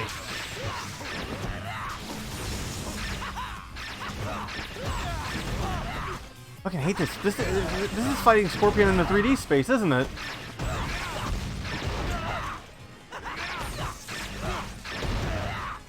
Eh, not this bad. Yeah, remember, Scorpion's whole thing is that his usual teleport punch is usually he goes behind you. True. This guy hits you every area of your fucking face. Yeah, about to say. And on top of that, you also gotta remember, the teleport is usually not just, you know, this instantaneous. He never just warps and starts swinging. It's literally he has to teleport and hit you with it kind of thing, you know. Oh, is running around a strategy? Yeah, it could be.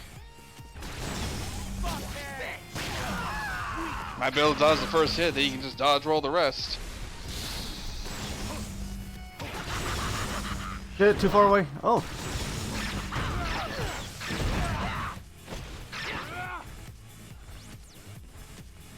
Yeah. I wish there was more health, honestly. That would make this fight a little more manageable.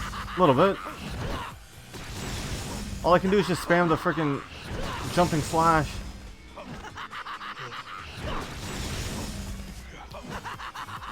Hey, yeah. I'll also tell you now, I'm also not really in the mood to eat another sandwich again.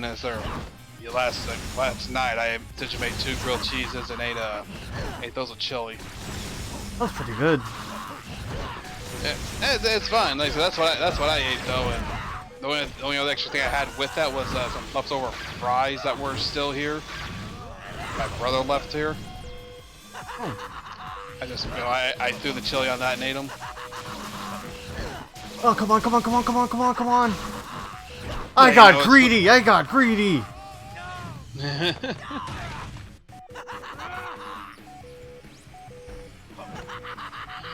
Yeah. Oh, it's done! It's done! Holy Oh, shit. Fucking finally. 3 hours. Yeah, dude, I don't blame you for that one. Oh, my fucking fingers. Alright. Yeah, like, holy fucking shit, Jasper. Yeah, that took so fucking long. And that's a wrap. No, not yet. Now that's hideous. Rich assassins pull the craziest shit. Oh god. Hey, was Jasper just giving you Krillin vibes? Rest. If Jasper's not gonna take this seriously, I'm not gonna take this seriously too. Back to the tune model. I mean, You're already like I said, this fight here, like I'm with I'm with Henry. I can't be associated with that travesty. I mean, I've got standards, for fuck's sake. Suit yourself. Now, I'm gonna get my revenge once and for all. Come on, Prez. Unleash your hate. Your anger. I'm with him. Like I got standards for fuck's sakes. I love that, yeah. And what's it called? This, you know, would have been a really nice end all for this whole fight. If Glastonbury made an appearance. Honestly, I wish it did, because that would have actually been more enjoyable than whatever this is. But like I said, this fight's insulting. Like, very. Yeah, they say it's like, yeah, he looks imposing, but like, no, he's not. His shit is, he's weaker than what he was before, and on top of that, his shit's way more fucking telegraphed. Yep, and his weak spot is his face. And he's got an even easier weak spot that will reveal itself shortly. Let me just get him down to it. I mean, I was gonna say, to be fair, dude, this whole fucking fight this phase right here is literally just, you know, now at this part it's just, hey, guess what? Just pull the fuck out of him. Just beat the hell out of him. As long as you make sure you dodge at the right times for his shit, you are good. Like literally, he only has like what, 2 attacks that actually can hit you when you're up close against something like that. I think it's his belly attack. No, not belly. Yeah, the left hook and then the. Yeah, you just gotta remember to dodge. That's it. Yeah, you have so many fucking iframes. Yeah, I know. Like I said, I think only for him, it's like just that giant fucking right hook of his, and like the close range right hook, and then maybe another attack. But that's literally it. Everything else just doesn't fucking hit you when you're this close to him. Oh, I forgot about the fucking energy beam. Honestly, I forgot about that too.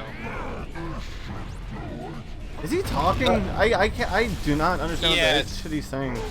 Yes, he is supposed to be. Yeah, I do believe he is supposed to be running his mouth here, but it's you know, at this point, who the fuck actually cares and is listening, right? Oh shit, he has a fucking ice. He has ice breath.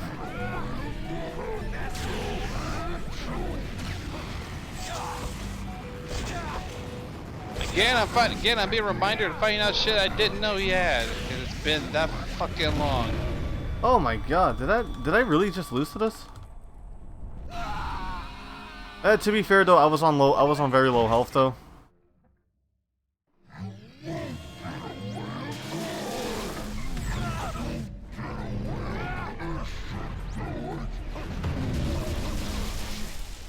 Well, let's hope that's the only loss, right? Let's hope. Again, very telegraphed. Just make sure you're not in a combo when you're swinging. Also, the camera kind of screws you up here. Yeah, it does.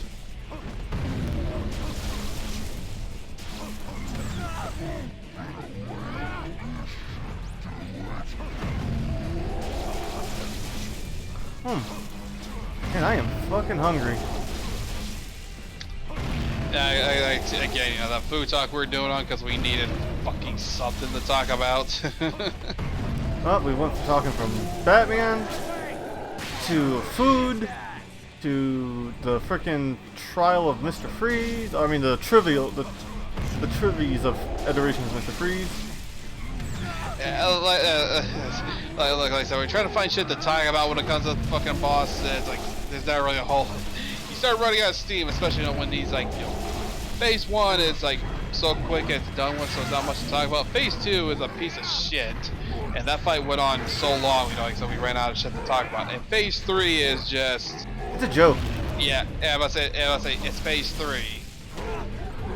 It's literally all you can really say about it, right? Nothing. Oh, god damn it. Again.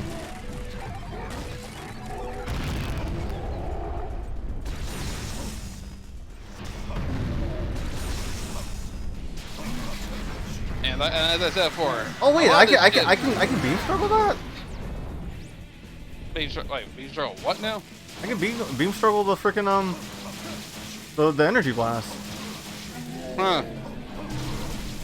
As I might have seen you could do before, I just forgot about it. Possibly. Yeah, that's. Oh, here it is. Yep, this is where you can hit him for massive damage. Play freaking punch out with his nose. God, that's some unnecessary jiggle physics. But they had to reuse those assets they did on Chloe Walsh earlier, huh? Yep, had something to use for it. And I got ecstasy, so this fight is basically done now. Oh, Yeah, fuck. Never mind, I spoke too soon. And I was gonna say, to be fair though, the amount of time you're smacking around his nose there too is like, goddamn. The amount of times you had to do the attack, you thought he would have been dead by now. Oh wait, let's end it on the right sword. Oh, that's a fucking clippable moment.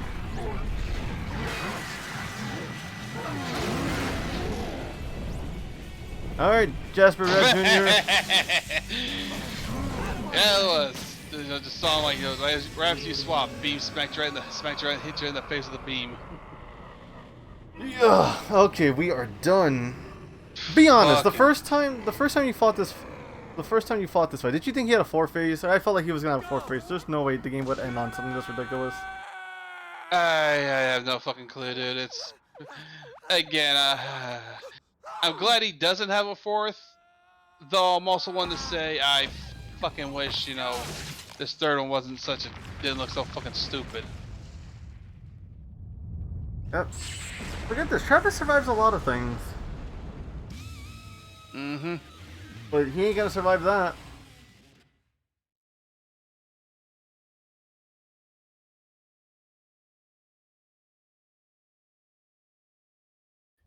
God, I wish we could replace dead with a much more visceral meaning for word. Yep. And now we are at the end. Let me change outfits. Change models one last time. Because I actually really like this model here. And this is super expressive when it comes to talking. Yeah, yeah. The disappointing thing is that we don't see Shinobu making a return during this. No. We've only well, to be fair though, Henry could have been lying, right? For all we know, Shinobu is dead. I'm kidding. Let's go. Shinobu's literally on the box art for Travis Strikes Again. Yep. Well, not on the box art, on the back of the box, but still. Grave, you are my guest / co-host. Would you like to be the first one to say your final thoughts about No More Heroes 2? It's an enjoyable game and some good changes from the first one. Some things that are definitely could have stayed. Just need to be improved on. Didn't need to get ripped out entirely. But other than that, the only other disappointing parts I can say about it is the fact the boss that we end up fighting that are the massive jumps. Like again, Charlie McDonald and his fucking 25 hoes. Or my friends, Charlie and his 24 hoes that you have to fight. And a giant mech is a literally 25 ranks worth. And then, honestly, that fight with Let's Shake, that's as much as cool as fighting Let's Shake finally. It is disappointing that this is typed up as a battle royale. Oh, that's right. It was Yuri Lowenthal. Yeah, but I said the problem is though it's typed up as a battle royale, and all they really see is the aftermath of Let's Shake killing off a bunch of goons, and then we fight Let's Shake for that rank position. Also say kind of wish Henry had an actual stage to himself, such as the boss. True. Oh, time for my final. Oh, sorry. Go ahead. Are you almost done? Yeah. But, yeah, other than that, there though, that and also the final boss itself. Like, again, phase 2 can fuck off. Phase 3 is an insult. All right. And it's a good game, but I can say it's a middle ground number 1. So things that can be worked on and improved on, but yeah, you know. True. All right, now time for my final thoughts. No More Heroes 2 is an amazing game. I loved everything up to it, except when we got to what's it called? Well, no, there's no like really bad problems, like major disappointments for me in this game. It's a really good series. Everything gameplay wise is freaking phenomenal. What the hell? Oh yeah, I forgot about that. And they had a whole they had animation. I forgot they had credits for the animation studio that did the Bizarre Jerry video. Yeah, it continues Travis's story. You know what I mean? That's all we wanted, and we got we got what we got at the end. I'm fucking burned out, dude. I'm sorry. I don't think I have final thoughts. I just like No More Heroes 2. Grave kind of covered everything I wanted to say. Yeah, and to be honest, I wouldn't be surprised if we decided to take a break between two and Travis Strikes Again. After dealing with this, I wouldn't be surprised if we take a longer break for it. Yeah, no, possibly might do. I might get, if I do Travis Strikes Again, that might be in either December or January. Yeah, unless things don't change. And again, though, this is also taking account. We've still got at least 2 other action games we got to take. We're gonna be trying to do before the end of the year. Oh, I would like to mention this is not a bad port of No More Heroes 2. I don't know what happened in that one session of the stream where the game crashed on me. I got nothing to say on that one. That was very weird for that Kimmy Howe fight. And that crash. The crash that definitely stoked the fears I had initially for this fucking port. Well, it's not a bad port. This is honestly a very quality game. There's no issues with it. Yeah, fucking XC gets fucking credits in this one, but I didn't. Yeah, because I feel like No More Heroes, they didn't really have credits in the other one, did they? Either way, though, Marvelous, put in effort in this one. What the fuck happened with No More Heroes, regular? Yeah, what was No More Heroes 1?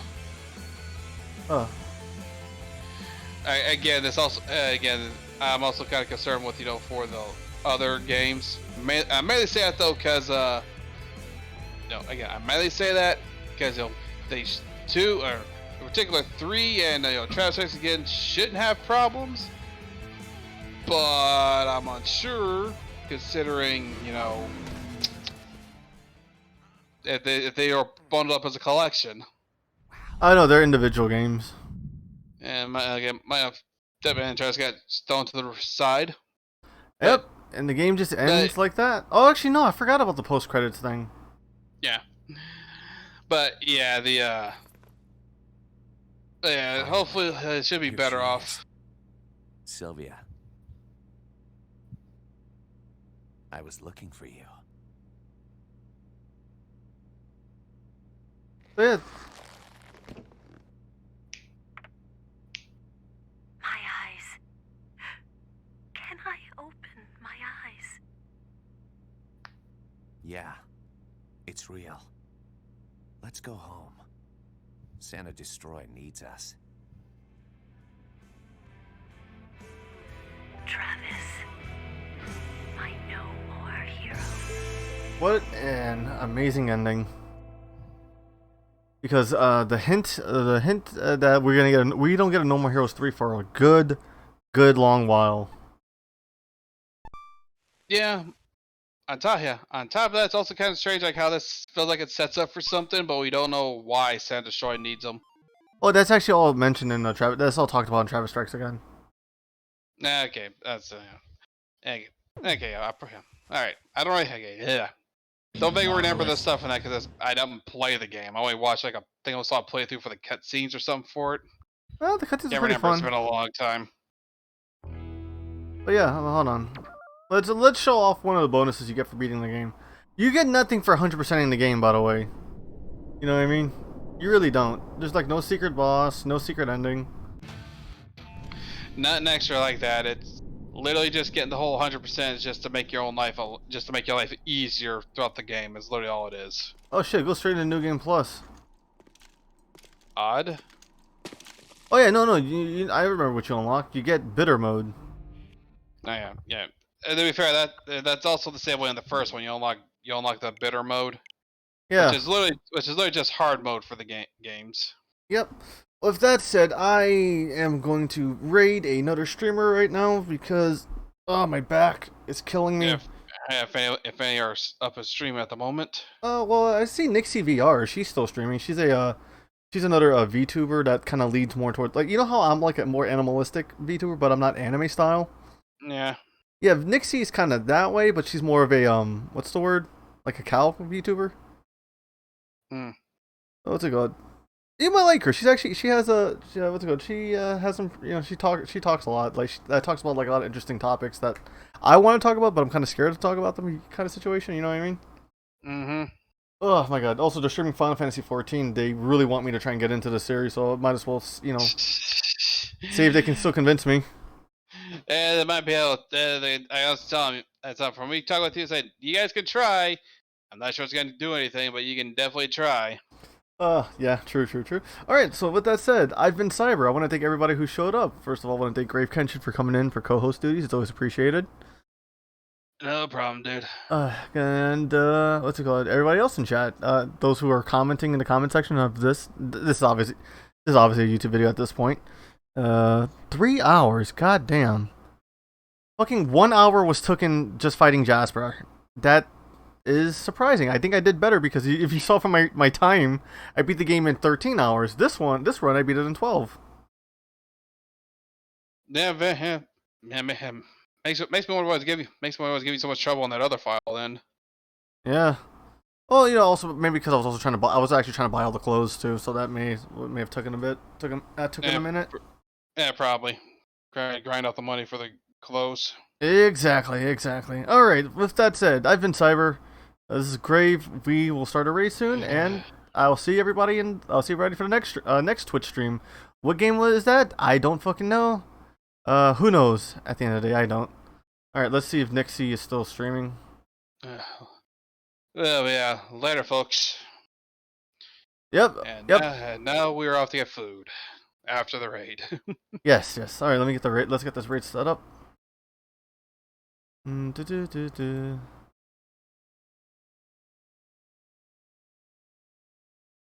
Raid is set. Okay. There's always that buffer of the raid coming in. All right. All right. And raid now. Okay. Let's see. Have we raided yet? Because we're still alive. Time to genocide the.